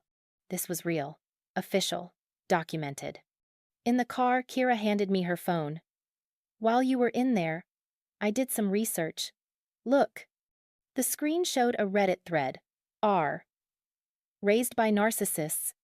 My parents stole my identity and I'm terrified to report them. I scrolled through comments. Hundreds of them. People sharing stories of parents who'd opened credit cards in their children's names. Parents who'd ruined their kids' credit. Parents who'd stolen inheritances, college funds, social security numbers. Story after story after story. I wasn't alone. This happened to other people. Read the top comment, Kira said. I found it. User. The Real Adult Now. 847 upvotes. Listen to me. They are counting on you staying silent. They are counting on you being too scared, or too guilty, or too loyal to hold them accountable. That's how they get away with it. You are not betraying them by protecting yourself. They betrayed you when they stole from you. File the report. Fix your credit. Save yourself. Your family should protect you, not destroy you. I read it 3 times. There are support groups, Kira said quietly. Online forums. People who've been through this. You don't have to figure it out alone. I handed back her phone. I think I'm going to file the lawsuit. Everyone in the car went quiet. Mrs. Patel pulled into a parking lot. Turned around. You're sure? No. But I'm not going to get more sure by waiting. Sarah said I have until Friday to decide. I'm deciding now. I took a breath. They stole $63,000 from me. They ruined my credit. They made me work 35 hours a week while I was a full-time student. They missed my graduation for a party. And they'd do it again if I let them. My voice steadied. I'm not letting them. Mr. Patel nodded slowly. Then we help you build the strongest case possible. We spent the next 3 days doing exactly that. Monday afternoon, I called the 3 credit card companies, Discover, Target, Amazon, filed fraud reports on each account. They opened investigations, promised to send affidavits to sign, said the accounts would be frozen within 72 hours. Monday evening, Kira and I expanded the timeline spreadsheet. Added every text message, every phone call, every instance of asking for help and being denied. 37 documented incidents over 18 months. Tuesday morning, Mrs. Patel drove me to Hartford Credit Union. I spoke to the branch manager, explained the situation, requested copies of all transactions on the joint account. They printed 18 months of statements, 47 pages, every withdrawal highlighted. Tuesday afternoon, I called Yale's financial aid office, explained I'd been the victim of identity theft and needed documentation of my student loans, work-study earnings, and scholarship amounts. They emailed everything within 2 hours. Wednesday morning, I visited Yale Health Services, requested copies of the medical bills my parents had refused to help with. 3 incidents, totaling $485, all paid through payment plans that took months. Wednesday afternoon, Kira helped me create a presentation document, 40 slides, with photographs of every piece of evidence, bank statements, credit reports, text messages, the timeline. We organized it chronologically, made it impossible to deny or explain away. Thursday morning, I called Sarah Morrison. I want to file the civil lawsuit. Okay, come in this afternoon. Bring all your documentation. We'll go over the complaint together. Thursday afternoon, I sat in Sarah's office and reviewed the legal document that would change everything. Chen v. Chen. Complaint for civil damages. Plaintiff, Jasmine Marie Chen. Defendants, Richard Chen, Susan Chen.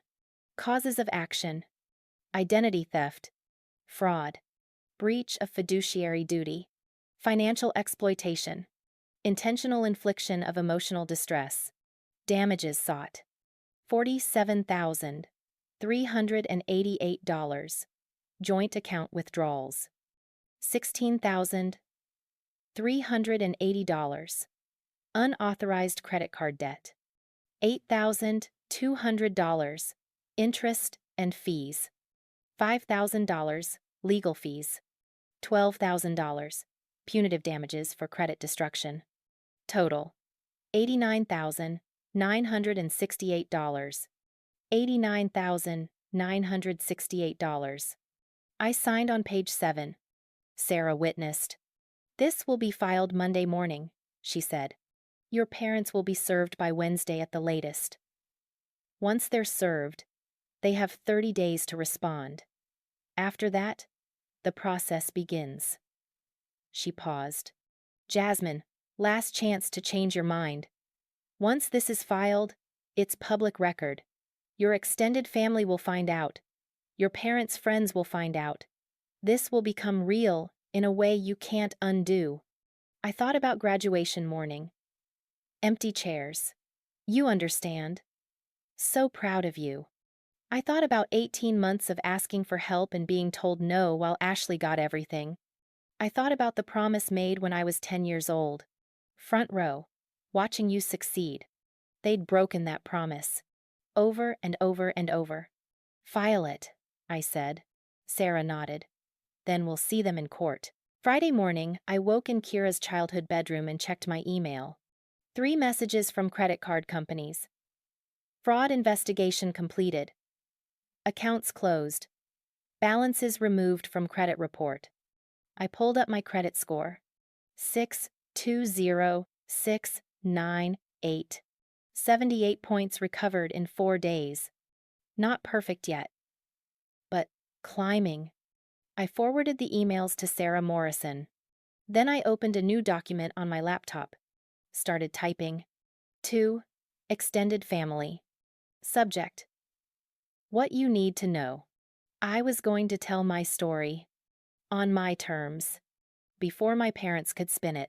And then I was going to let the consequences fall where they belonged. The email sat in my drafts folder for 6 hours before I found the courage to send it. 2. 43 extended family members. Subject: what you need to know about my graduation.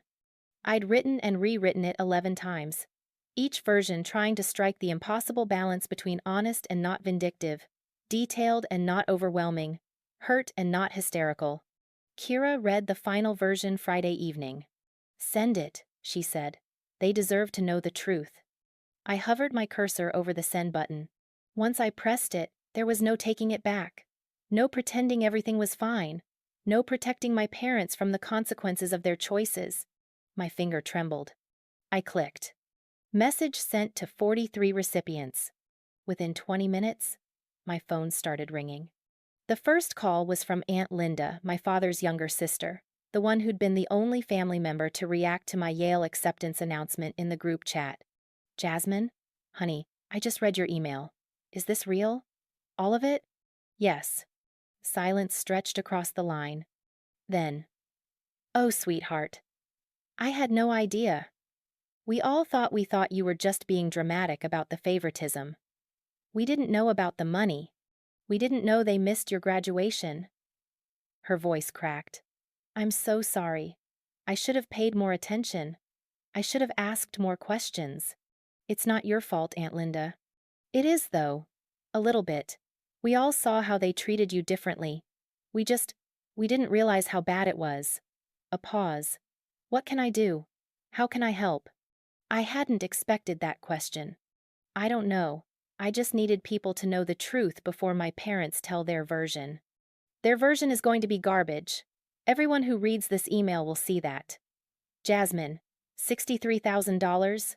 That's not favoritism. That's theft." Theft. Hearing it from someone else, someone in my family, made it feel more real. "I filed a lawsuit," I said quietly. "They're being served next week." Aunt Linda was silent for a long moment. "Good. They should face consequences." Her voice turned fierce. "Do you need anything? Money for the lawyer? A place to stay? Anything?" "I'm staying with my friend's family right now. They've been amazing." "Okay. But if that changes, you call me. You hear me? You're not alone in this. You're not alone." 3 people had said that to me in the past week.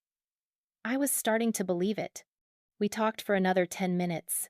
She promised to spread the word among the family members who'd take my side. Warned me that others, my grandmother, my Uncle Tom, Ashley's godmother, would probably defend my parents. "Family politics are messy," she said. "But you did the right thing telling the truth. Don't let anyone convince you otherwise." After we hung up, the calls kept coming. "Cousin Marcus. I always knew they were trash to you. I'll testify if you need witnesses." Uncle James. "Your father should be ashamed. A lawyer, for God's sake. And he commits identity theft?" Grandpa Chen. "I wish you'd told me sooner. I would have helped." Not everyone was supportive. Grandma Ruth called at 9:47 p.m. Voice cold. "How dare you air family business like this? You're tearing this family apart." "I didn't tear it apart. They did. Your parents made sacrifices for you. Paid for your childhood, your education. They didn't pay for Yale. I did. With loans and work study and scholarships, while they paid for Ashley's entire life with money stolen from me." She hung up. Uncle Tom texted at 10:23 p.m. "This is vindictive and cruel. Your parents love you. Why are you doing this?" I didn't respond. By midnight, the family had fractured into clear camps. Team Jasmine, Aunt Linda, Uncle James, Cousin Marcus, Grandpa Chen, 8 younger cousins. Team Parents, Grandma Ruth, Uncle Tom, Ashley's godmother, my parents' church friends. Switzerland. 12 relatives who'd suddenly become very busy and unreachable. Kira sat beside me on her bed, watching the texts pile up. "Welcome to family civil war," she said. "Population. Everyone who has an opinion about things that don't concern them." I laughed. It came out slightly hysterical. Is it always like this? When someone exposes family secrets? Yeah. People pick sides. The truth becomes negotiable. Everyone rewrites history to make themselves look better. She squeezed my shoulder. But you've got something they don't. Documentation. They can't gaslight their way out of bank statements. She was right. My parents could claim I was being dramatic, ungrateful, vindictive, but they couldn't explain away 47 pages of transaction records. They couldn't explain 18 months of documented lies. They couldn't explain credit cards opened in my name without permission. The evidence spoke louder than their excuses ever could. Saturday morning, Sarah Morrison called. "Your parents know. Someone in the family told them about the email." "I got a call from their attorney an hour ago." My stomach dropped. "They hired a lawyer?" "They did. Mitchell Branson works at your father's firm, actually. Not the smartest move, hiring a colleague, but that's their choice." She paused. "He wants to negotiate. Offered to pay back the joint account money, the $47,388 if you drop the lawsuit and don't pursue criminal charges." "What about the credit cards?" "He claims they didn't know those would affect your credit. They thought because your father was co-signer, it wouldn't matter." The audacity of that lie stole my breath. "They used my social security number. That's identity theft. They knew exactly what they were doing." "I agree." "Which is why I told him the offer was insufficient." Sarah's voice turned crisp, professional. "Here's what I recommend. We counteroffer. They pay the full $89,968, everything in the lawsuit, including legal fees and damages. They write a formal apology, admitting wrongdoing. They agree to no contact for 1 year. If they accept, we settle. If not, we go to trial." Trial. The word hung heavy. "And if we go to trial?" "We win. The evidence is overwhelming. But trials are public, messy, emotionally exhausting. Settlement is cleaner." She paused. "Jasmine, what do you want? Justice or vengeance?" I thought about that. Justice meant they faced consequences, paid me back, admitted what they'd done. Vengeance meant dragging them through public court proceedings, destroying their reputations completely, making them suffer. "Justice," I said finally. "I just want them to acknowledge what they did and fix it." "Okay, I'll send the counteroffer Monday morning. We'll see if they're reasonable." Reasonable. My parents. I wasn't optimistic. Sunday, I wrote my speech. Not for court, not for lawyers. For Ashley's baby shower. The invitation had arrived in my Yale mailbox 3 weeks ago, back when I was still naive enough to think my parents might show up to my graduation. "You're invited. Celebrating baby girl Chen, #3. June 15th, 2 p.m. Riverside Country Club." I'd planned to skip it, make an excuse, avoid the inevitable awkwardness. But now? Now I had 47 pages of evidence and nothing left to lose. If my parents wanted to play the victims, claim I was being unreasonable, tell everyone I was tearing the family apart, fine. I'd tell my story where everyone could hear it. No lawyers, no mediators, no private negotiations. Public. Unavoidable. Undeniable. Kira found me writing at 11 p.m., laptop glowing in the dark. "What are you doing?" "Planning the confrontation." She read over my shoulder. Her eyes widened. "Jasmine, you're going to do this at Ashley's baby shower?" "Yes." "In front of everyone?" "Yes." That's... She paused. "That's brilliant. And terrifying. And probably going to cause permanent family destruction. They already destroyed the family." "I'm just making sure everyone knows who did it." Kira sat beside me. "Okay. Then we're doing this right. You need backup, witnesses, documentation ready, an exit strategy. You'll come with me?" "Obviously." So will Marcus. I already texted him. He said he's been waiting for someone to call out your parents publicly for years. She grabbed her phone. What else do we need? We made a list. Printed evidence packets, 10 copies. Jasmine's speech memorized, but also on phone as backup. Recording device, Marcus's phone, high quality. Exit strategy. Park near the back. Leave immediately after. Emotional support. Kira stays by Jasmine's side entire time. Legal protection. Sarah Morrison on speed dial, in case anyone threatens legal action. This is really happening, I whispered. Kira grabbed my hand. This is really happening, and you're going to be incredible. I looked at the speech on my laptop. 300 words that would change everything. 300 words that would burn every bridge I hadn't already burned. 300 words of truth I should have spoken years ago. I'm terrified, I admitted. Good, that means it matters. Kira squeezed my hand. You've got this. I saved the document. Closed my laptop. June 15th was 2 weeks away. 14 days to prepare for the moment my family would split permanently. 14 days until I stopped being the silent victim and became something else entirely. 14 days until I spoke up. The 2 weeks before Ashley's baby shower passed in strange slow motion.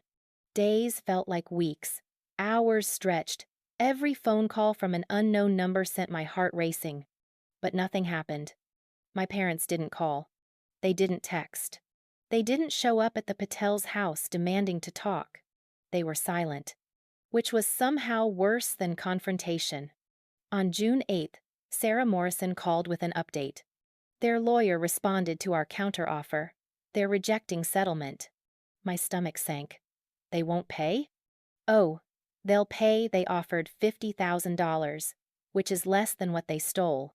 But more than that, they're refusing to admit wrongdoing. Their position is that the joint account was family money, and they had every right to use it. The credit cards were a misunderstanding.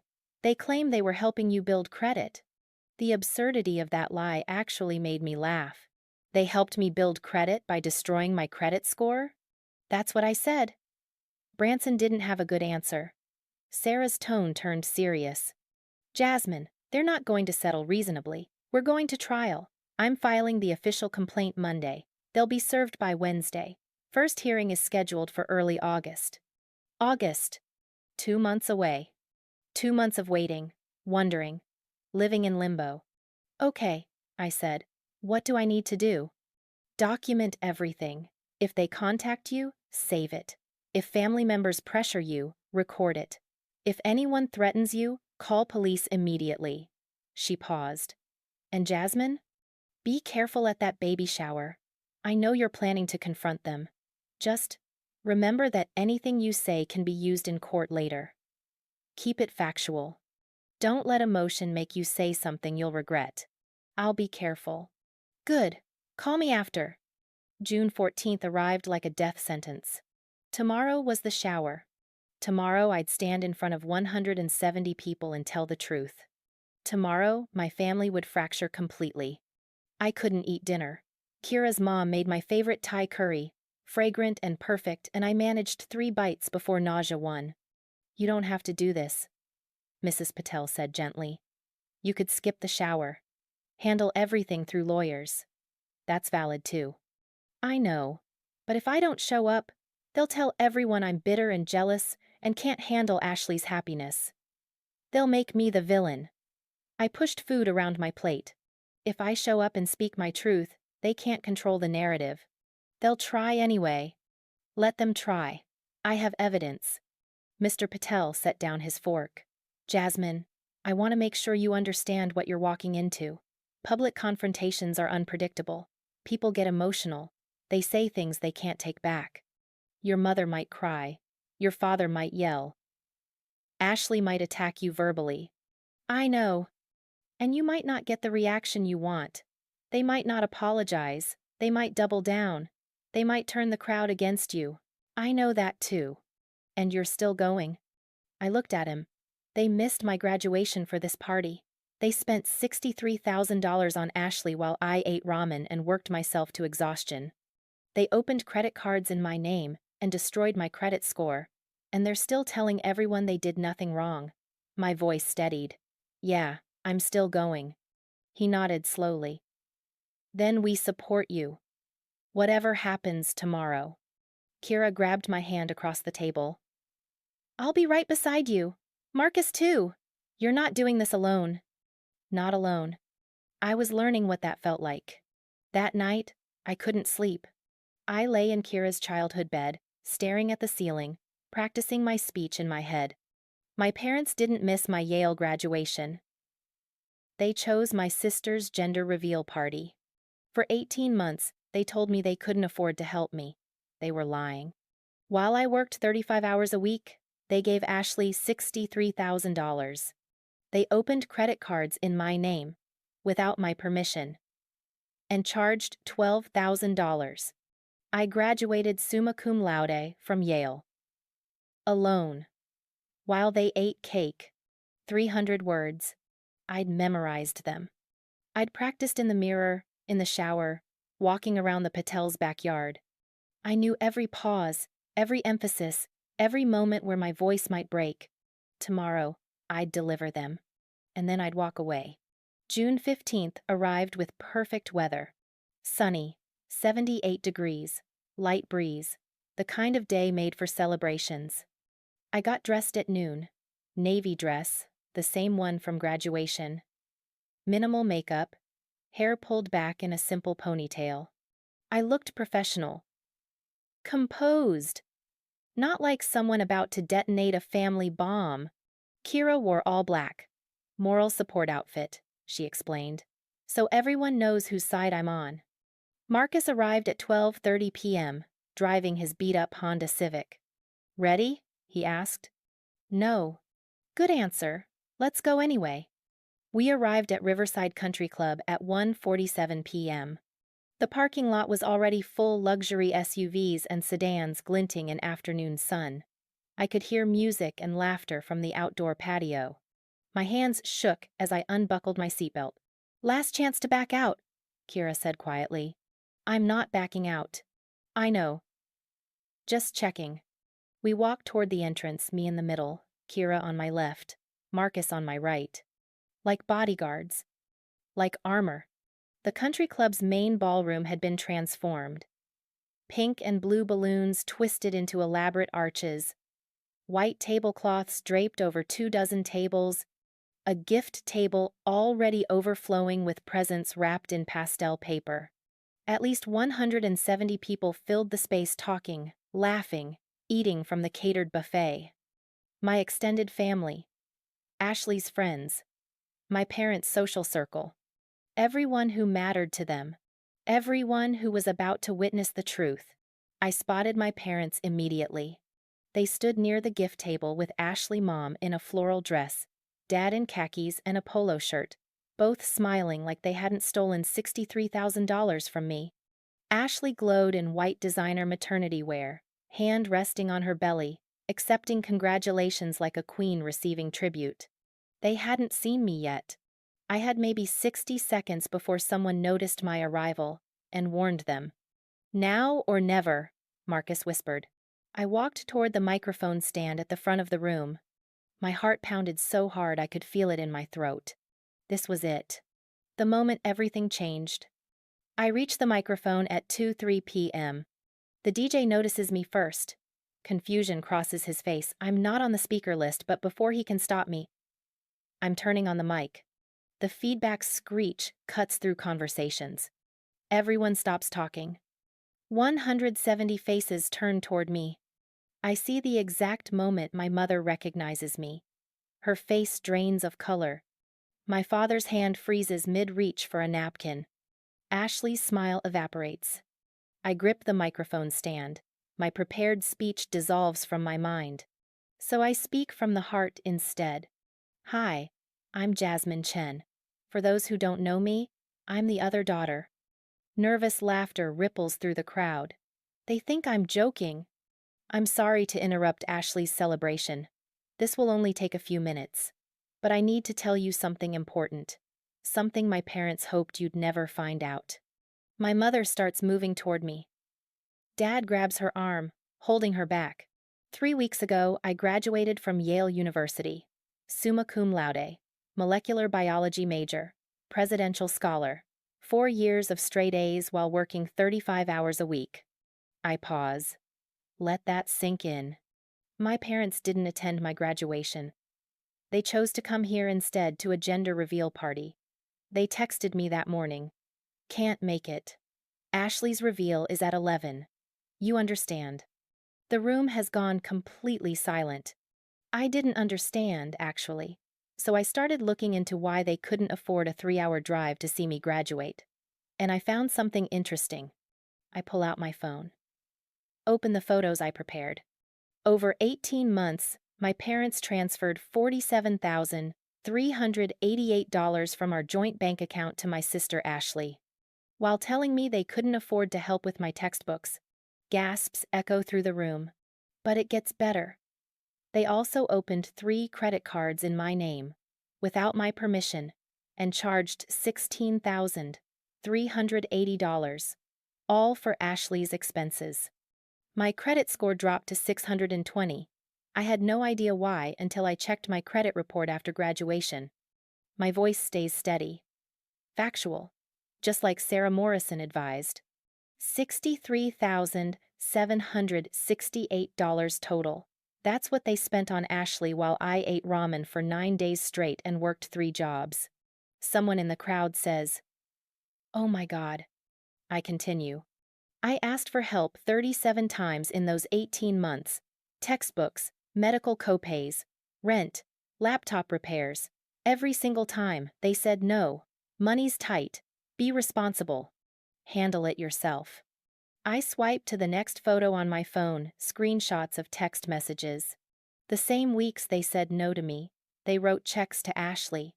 The same days they lectured me about budgeting. They paid her mortgage. The same months I worked until I couldn't feel my feet, they bought her a $2,000 stroller. My mother finds her voice. "Jasmine, stop this. You're embarrassing yourself." "No, Mom, I'm embarrassing you. There's a difference." Scattered applause breaks out. Aunt Linda is clapping. So is Marcus. So are 6 other people I recognize. My father's face has turned red. "You have no right to air family business like this. It stopped being family business when you committed identity theft. That's a federal crime, Dad. Did you know that? Opening credit accounts in someone else's name without permission? 15 years in federal prison." The room erupts in whispers. Ashley steps forward, voice shaking with rage. "This is my day. My celebration. You couldn't just let me have this one thing?" The audacity of that statement breaks something inside me. One thing?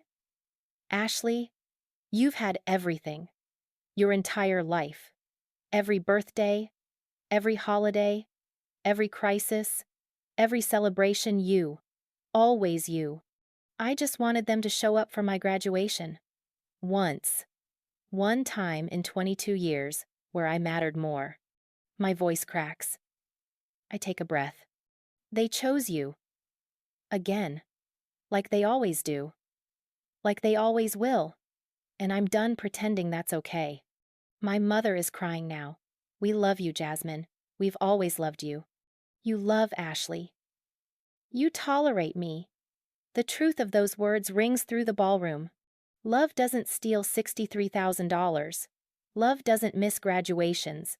Love doesn't open credit cards in your child's name and destroy their future. I pull out the printed evidence packets. Start distributing them to nearby tables. Bank statements, credit reports, text messages, timeline spreadsheet. Everything's documented. You don't have to believe me. Just read the evidence. People grab the packets. Start flipping through pages. Aunt Linda stands. "I believe you, Jasmine." Uncle James stands. "So do I." Marcus stands. "We all saw how they treated you. Now we know how bad it really was." One by one, 8 more people stand. My parents stand alone with Ashley, surrounded by people reading documentation of their crimes. Dad tries one last defense. "We were helping family. That's what family does." "You were helping Ashley. I was working 35 hours a week while attending Yale full-time because you told me I had to be independent. My voice rises. You made me independent by necessity, then called it a virtue. You made Ashley dependent by choice, then called it love. Silence. I filed a civil lawsuit last week. You'll be served tomorrow. The amount is $89,968, everything you stole, plus interest, plus legal fees, plus damages for destroying my credit. My mother sobs. You're suing us, your own parents. You stole from me, your own daughter. I meet her eyes. I'm just holding you accountable for that. Ashley's voice turns vicious. You're jealous. You've always been jealous. You can't stand that Mom and Dad love me more. You're right. They do love you more. But that doesn't give them the right to steal from me to fund your life. I turn back to the crowd. I don't expect most of you to take my side. Family loyalty is complicated. But I needed you to know the truth. Before my parents spin this as me being vindictive or ungrateful or dramatic. I set the microphone back on the stand. That's all I came to say. Congratulations on your baby, Ashley. I hope she grows up in a family that treats both children equally. I walk toward the exit. Kira and Marcus fall in beside me. Behind us, the room erupts, everyone talking at once, yelling, crying, arguing. My mother screams my name. Jasmine, you come back here right now, how dare you? I don't turn around. I keep walking. Through the ballroom doors, through the country club entrance, across the parking lot to Marcus's car. I don't look back. We're 3 blocks away when I start shaking. Not crying. Not yet. Just shaking hands, arms, entire body trembling like I've been submerged in ice water. Pull over, Kira says urgently. Marcus pulls into a grocery store parking lot. I stumble out of the car. Bend over. Try to breathe. You did it, Kira says, rubbing my back. You actually did it. That was incredible. Was it? My voice sounds foreign. I just destroyed my family at my sister's baby shower. You told the truth at a party your parents chose over your graduation. There's a difference. Marcus leans against his car.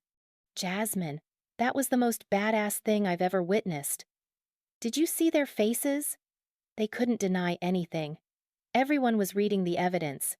Your dad looked like he was going to pass out. My mom was crying. Good. She should cry. She stole from you. Kira squeezes my shoulder. They humiliated you first. You just returned the favor with documentation. I straighten up slowly. Look back toward the country club too far away to see now. But I can imagine the chaos we left behind. What happens now? Now? Marcus grins. Now it gets messy. Your parents will try damage control. They'll call it lies or exaggeration or a misunderstanding. But everyone saw the evidence. Everyone heard you. They can't gaslight their way out of this. My phone starts buzzing, texts flooding in. Aunt Linda, I'm so proud of you. That took courage. Call me when you're ready. Uncle James, standing with you 100%. Let me know if you need anything. Cousin Emma. Holy shit. I knew they were bad, but not that bad. Team Jasmine. But also, Grandma Ruth, you are a disgrace. You've torn this family apart. Don't contact me again. Uncle Tom. Selfish, vindictive, cruel. Your parents loved you, and this is how you repay them? The family has split completely, irreparably. And I did that. I think I'm going to be sick, I whisper. Kira guides me to sit on the curb. Breathe. Just breathe. You're okay. You're safe. You did the right thing. Did I? I told the truth. That was right. But destroying a family at a baby shower? Making my mother cry in front of 170 people? Humiliating my father in front of his colleagues? Was that right? Or was it revenge? Stop, Kira says firmly, reading my face. You're spiraling. You're questioning yourself. Don't. They had 63,000 opportunities to do the right thing. They chose not to. This is consequences, not cruelty. She's right. I know she's right. But sitting on this grocery store curb, watching my phone explode with messages from relatives choosing sides, I feel like I've detonated something I can never rebuild. My family is broken. And I'm the one who broke it. Let's go home, Marcus says gently. My parents' house or Kira's, your choice. But we should leave before your parents figure out where we are. I nod numbly. We get back in the car. As Marcus drives, I watch New Haven fade behind us and wonder if I'll ever be able to come back. If there's anything left to come back to. My phone buzzes one more time. Sarah Morrison. I heard what happened. Well done. Call me Monday. We need to prepare for their response. Their response. This isn't over. This is just beginning. By 6 p.m., the video had spread to every corner of our extended family. Someone I never found out who had recorded my entire speech on their phone. 3 minutes and 47 seconds of me standing at that microphone, delivering evidence, watching my parents' faces crumble. They'd posted it to the family Facebook group with the caption, Jasmine Chen tells the truth at Ashley's baby shower.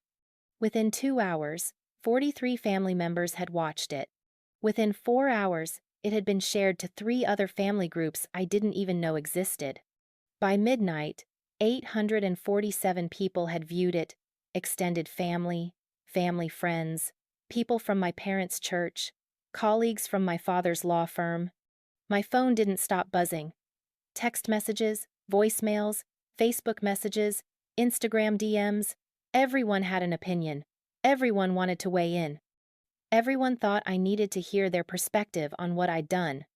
Supportive messages, 32. Variations on, you're so brave. They deserved that. I always knew something was wrong. Attacking messages, 28. Accusations of being vindictive, cruel, attention-seeking, destroying a family for money. Neutral, confused messages, 19. People asking if it was really that bad. If I'd tried talking to them privately first.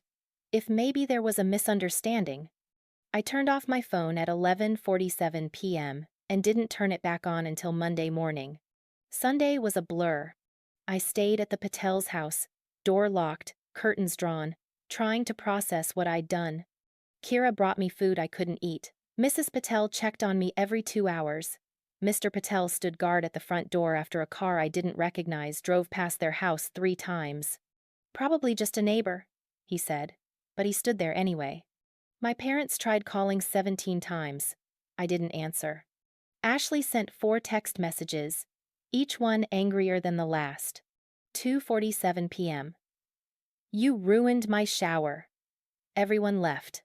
I hope you're happy. 4:23 p.m. Mom is devastated. She can't stop crying. This is your fault. 7:11 p.m. You're dead to this family. Don't ever contact us again. 9:58 p.m. I hope Yale was worth losing your family over. I read them once. Didn't respond. Saved them to a folder labeled Evidence of Harassment that Sarah Morrison had told me to create. Aunt Linda called Monday morning. I answered. How are you holding up? I don't know. Numb. Mostly. That's normal. What you did took guts. But it's going to get worse before it gets better. Your parents are in damage control mode. They're calling everyone, spinning their version. She paused. Your father is claiming you edited the bank statements, that the evidence is fake. My stomach dropped. He's lying. I know, but some people will believe him. Some people want to believe him, because the truth is too uncomfortable. Her voice softened. Jasmine, the people who matter, the ones who actually care about you, we believe you. We saw the evidence. We've watched how they treated you for years. This isn't a surprise to us. It's just confirmation. Confirmation. 22 years of feeling invisible, finally validated by someone who mattered. Thank you, Aunt Linda. Call me if you need anything. I mean it. Anything at all. After we hung up, I turned to Kira. Your mom said the lawsuit officially gets filed today? Yeah, Sarah's filing it this morning. Your parents will be served by Wednesday. Wednesday. 2 days away. 2 days until this became undeniably, irrevocably real. The process server found my parents on Wednesday at 9:34 a.m. Sarah Morrison called me with the update at 10:15 a.m. They've been served. Both of them. At your childhood home. The server said your mother tried to refuse the papers. Your father stood there and read the entire complaint on the front porch. She paused. He apparently turned white and went inside without speaking. Your mother followed him. The neighbor witnessed the whole thing. I imagined that moment. My father, always so composed, so professional, so in control, reading line by line how his own daughter was suing him for identity theft and fraud. What happens now? They have 30 days to respond. Their attorney will file an answer, probably denying everything, claiming the joint account was family money, insisting the credit cards were a misunderstanding. Standard defense strategy. Sarah's tone turned businesslike. But Jasmine, we have documentation they can't refute. Bank statements, credit reports, text messages, timeline spreadsheets. They can deny intent, but they can't deny the facts. So we'll win? Yes.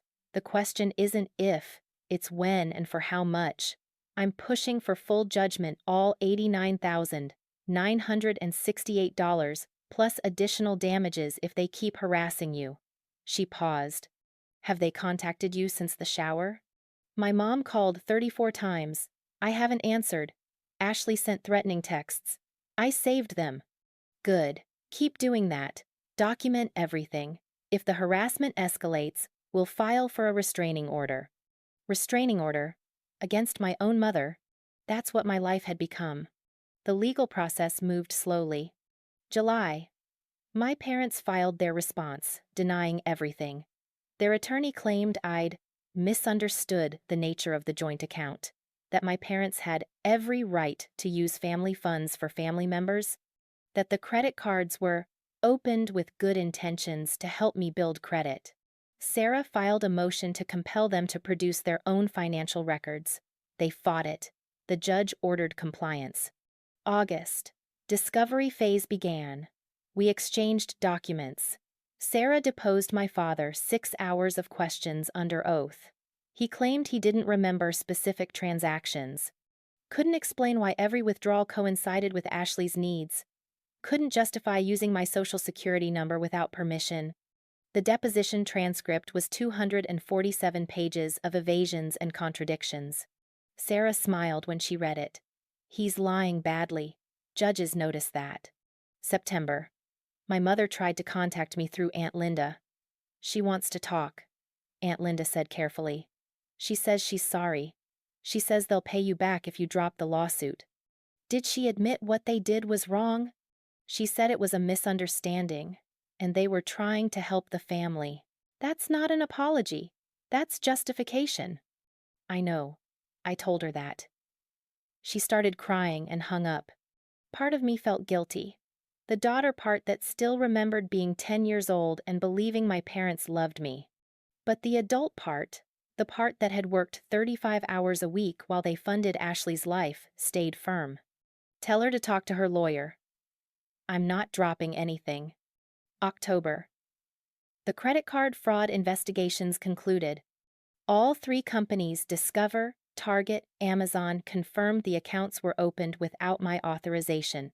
They closed the accounts, removed the balances from my credit report, and flagged my parents' information in their fraud databases. My credit score climbed from 698 to 731. Not perfect, but functional. Enough to rent an apartment, get a car loan, start rebuilding. The companies also reported the fraud to federal authorities. The FBI opened a preliminary investigation into my father for identity theft. Sarah called with that news on a Tuesday afternoon. The FBI? My voice cracked.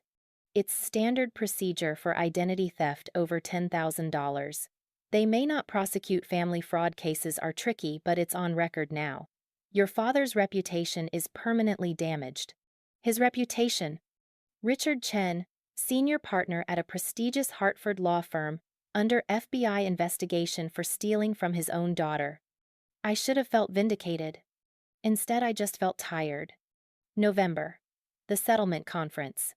Sarah, me, my parents, and their attorney sat in a conference room at the courthouse. A mediator presided, trying to find common ground. My parents looked smaller than I remembered. My mother's eyes were red-rimmed, face drawn. My father stared at the table, jaw tight. The mediator spoke first. "We're here to see if we can reach an agreement without going to trial. Mr. and Mrs. Chen, your daughter is asking for $89,968 in damages. What's your position?" My father's attorney answered. "We're prepared to offer $50,000 and a payment plan." No admission of wrongdoing. Miss Chen drops all claims and agrees to no further legal action. Sarah didn't hesitate. Unacceptable. They stole $63,768. The rest is interest, fees, and damages for credit destruction. We want full payment, written apology, and admission of unauthorized account access. That's unreasonable. What's unreasonable is opening credit cards in your daughter's name and charging $16,000 without permission. That's called identity theft. Sarah slid a document across the table. FBI Preliminary Investigation Report. Your clients are lucky they're not facing criminal charges. My mother made a sound, half sob, half gasp.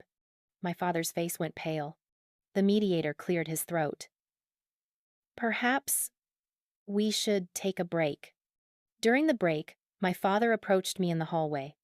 "Jasmine." I looked at him. This man who'd made me promises at 10 years old. This man who'd missed my graduation for a gender reveal party. This man who'd stolen from me for 18 months. "Don't," I said quietly. "Don't apologize now because you're cornered. Don't explain. Don't justify." I wasn't going to. His voice was hoarse. "I was going to ask if you really hate us this much." The question hit like a punch. "I don't hate you. I just refuse to let you get away with what you did. We were trying to help Ashley by stealing from me." That's the part you keep skipping over. You didn't help Ashley with your own money. You used mine. Without asking. Without telling me. For 18 months. My voice stayed level. "That's theft, Dad. It doesn't matter that she's family. It doesn't matter that you thought you had good reasons. You stole from me." He looked away. "We'll pay you back. The full amount. We just need time. You'll have a payment plan. The judge will decide the terms. And then what? We never speak again? You cut us out forever?" I thought about that. I don't know. Maybe not. But right now, I can't have a relationship with people who think stealing from me was acceptable. I turned toward the conference room. "Tell your lawyer we're not settling for less than the full judgment." I walked away. Behind me, my father said nothing. December. The judge ruled. We didn't go to trial. My parents' attorney advised them to accept the judgment rather than risk a trial they'd lose publicly. Final judgment: $91,200. The original $89,968 plus additional damages for the harassment texts and attempted contact through family members. Payment terms: $1,500 per month for 60 months. If they missed 2 consecutive payments, the full balance became due immediately, and wage garnishment would begin. Additional orders: formal admission that accounts were opened without Jasmine's authorization. No contact order for 1 year. Renewable. Credit monitoring paid by defendants for 5 years. Mandatory financial counseling. The judge's statement was brief but devastating. This court finds that the defendants systematically exploited their daughter's trust and identity for financial gain. The evidence of intentional fraud is overwhelming. The defendants' continued denial suggests a fundamental lack of accountability. This judgment reflects not only the financial harm but the breach of parental duty involved. Sarah handed me a copy of the judgment outside the courtroom.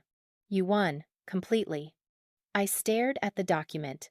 $91,200. Payment plan. No contact order. Admission of fraud. Everything I'd asked for. Everything I'd fought for. Why don't I feel better? Sarah's expression softened. Because you didn't want to win a lawsuit.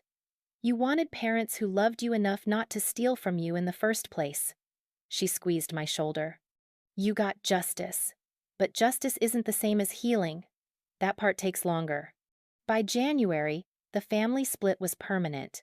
Team Jasmine, Aunt Linda, Uncle James, Cousin Marcus, Grandpa Chen, 12 younger cousins, Kira's entire family. Team parents, Grandma Ruth, Uncle Tom, Ashley, my parents' church community, 3 family friends. Officially neutral, but quietly supportive. 8 relatives who couldn't publicly take sides but sent me private messages of support. Holidays were split. Thanksgiving at Aunt Linda's with my supporters. Christmas didn't happen. Both sides refused to attend if the other was invited, so the family gathering was canceled for the first time in 40 years. Ashley had her baby in October. A girl, 8 pounds 3 ounces, named Sophia. I wasn't invited to meet her. I didn't ask to. My parents made their first payment in January. $1,500 exactly, on time, via check. No note, no message, just payment. 59 more to go. 5 more years of this connection. Then, maybe freedom. 3 years have passed since that baby shower. 3 years since I stood at a microphone and told the truth to 170 people. 3 years since I filed a lawsuit against my own parents. I'm 25 now, living in Boston, working as a product manager at a biotechnology company that recruited me straight out of Yale's career fair senior year. My life looks nothing like I imagined it would at 18. But it's mine. Completely. Undeniably. Financial recovery. The judgment is almost complete. My parents have paid $54,000, so far 36 months of consistent payments. They've never missed one, never been late. The checks arrive like clockwork on the first of every month. I deposit them without ceremony. Watch the balance owed decrease. 24 more months. Then we're done. My credit score is 738. Not perfect, but recovered. I qualified for a car loan last year, used Honda Civic. Nothing fancy, but paid for with my own approved credit. I cried the day the loan officer called with approval. My student loans are down to $18,400.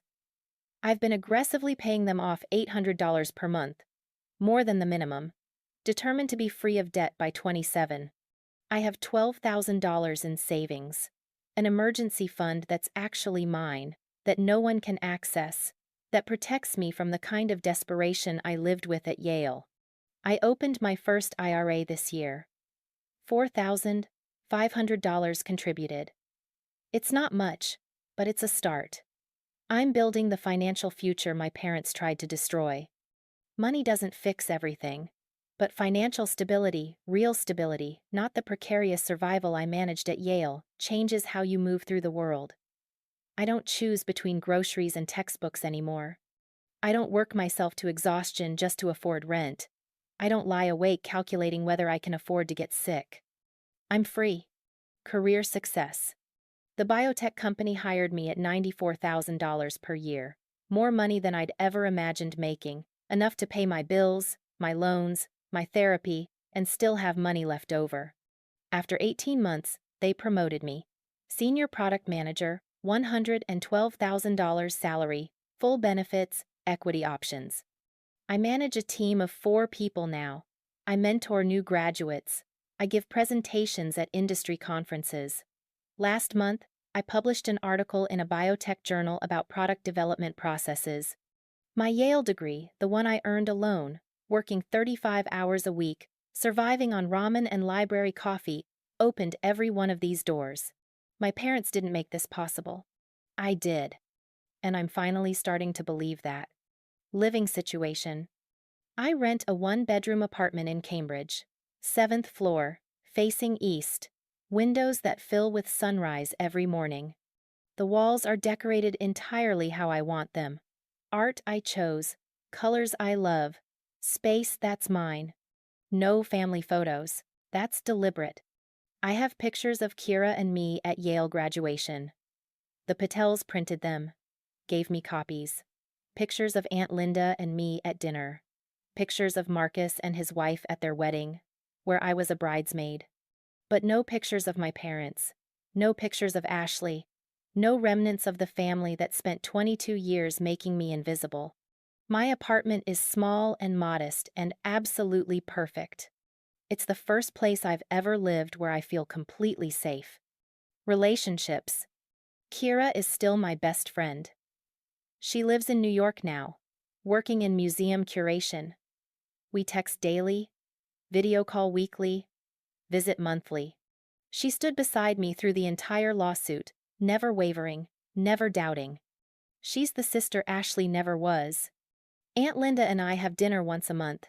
She drives to Boston or I drive to Hartford, and we spend 3 hours catching up, laughing, being the family we chose to be. Grandpa Chen calls every Sunday at 6 p.m. We talk for 20 minutes about nothing important, his garden, my work, the weather, but the consistency matters. He's there. He shows up. He always has been. I just didn't notice until the rest of the family fell apart. I've been dating someone for 8 months. His name is David.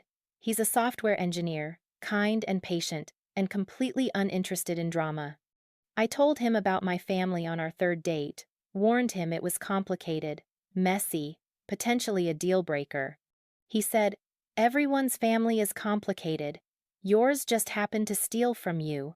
That doesn't change who you are." I'm learning to trust that. Therapy. I see Dr. Sarah Chen, no relation, every Tuesday at 5 p.m. We've been working together for 2 years. She specializes in family trauma and financial abuse. She's helped me understand that what my parents did wasn't just about money, it was about power, control, and the systematic devaluation of my worth. She's helped me grieve the parents I deserved but never had. She's helped me recognize that cutting contact wasn't cruelty, it was self-preservation. She's helped me see that I'm not responsible for fixing what my parents broke. Therapy is expensive, $150 per session, $600 per month. But it's the best money I've ever spent. I'm learning to exist in the world without constantly bracing for betrayal. Learning to accept help without assuming it comes with conditions. Learning to believe I deserve good things. It's slow work. But I'm getting there. Current relationship status. I haven't spoken to my parents in 3 years. The no-contact order expired after 1 year. I chose to extend it indefinitely. My mother tried to reach out once, a letter delivered to Aunt Linda's house, asking her to forward it to me. Aunt Linda called first, asked if I wanted to read it. "What does it say?" "She misses you. She wants to talk. She says they've changed." Aunt Linda paused. "She doesn't apologize for what they did. She apologizes for how things turned out." "That's not the same thing." "I know." I didn't read the letter. My father sent an email on my 24th birthday. Subject line: "Happy birthday, Jasmine." I deleted it unread. Ashley and I are completely estranged. We don't follow each other on social media. We don't acknowledge each other's existence. At family events where we both attend weddings, funerals, we stay on opposite sides of the room. I've never met my niece Sophia. She's 3 years old now. I've seen pictures Aunt Linda shows me sometimes, cautiously, checking if I want to see them. She looks like Ashley. I feel nothing when I look at those pictures. No warmth, no curiosity, no desire for connection. That entire part of my family is simply gone. And I'm okay with that. Some people say that's sad, that family is everything, that I should forgive, reconcile, move forward. But those people didn't live my life. They didn't work 35 hours a week while their parents funded their siblings' lifestyle with stolen money. They didn't graduate summa cum laude from Yale to empty chairs.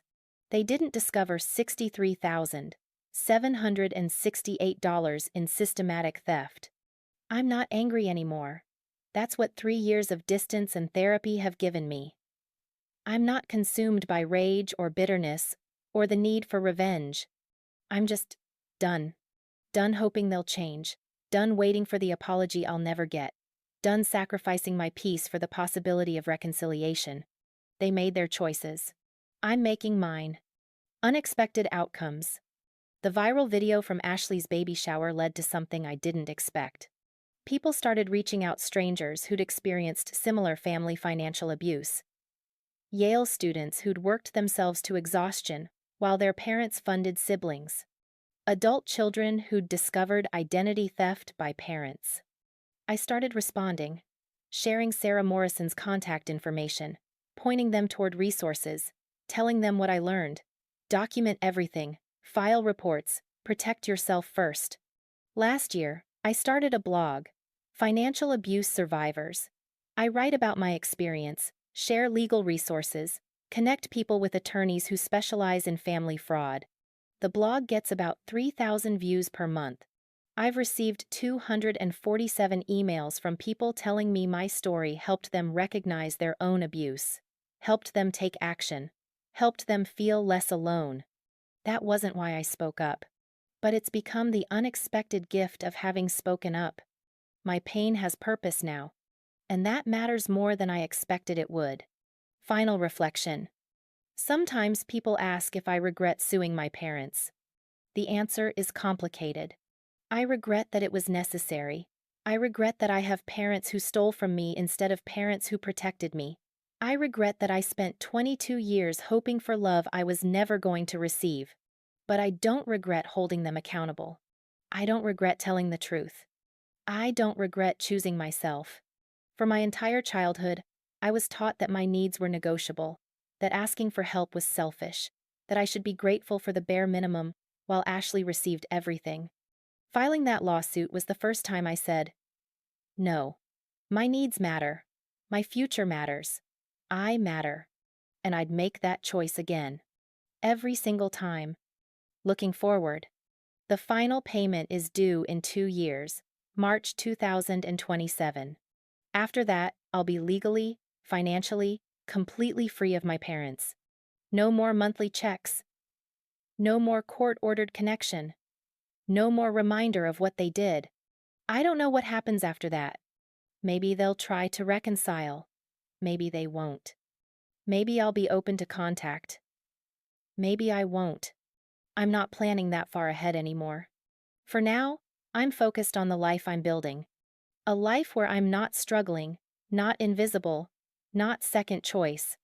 A life where the people around me show up not because a court ordered them to, but because they want to. A life where I graduated from Yale summa cum laude. It took 3 years after graduation to fully graduate from my family. But I did it. And I'm finally, truly free. My parents chose Ashley 1,000 times. I finally chose myself once. That's all it took. If you're experiencing financial abuse from family members, please know you're not alone. Document everything. Seek legal advice. Protect yourself first. That's not selfishness. That's survival. Resources are available. Attorneys who specialize in family financial crimes exist. Support groups exist. You don't have to face this alone. Your family should protect you, not exploit you. If they can't do that, protecting yourself isn't betrayal, it's necessary. To everyone who's been told they're being dramatic, ungrateful, or vindictive for setting boundaries with family, you're not. You're being brave. And to anyone working multiple jobs while watching family members who don't work get funded by your parents, I see you. Your struggle is real. Your exhaustion is valid. And you deserve better. This is Achiever Betrayed, where we tell the stories of people who succeeded despite their families, not because of them. If this story resonated with you, please share it. Someone you know might need to hear that they're not alone. Thank you for listening. And remember, sometimes the family you choose is better than the family you're born into. Take care of yourselves.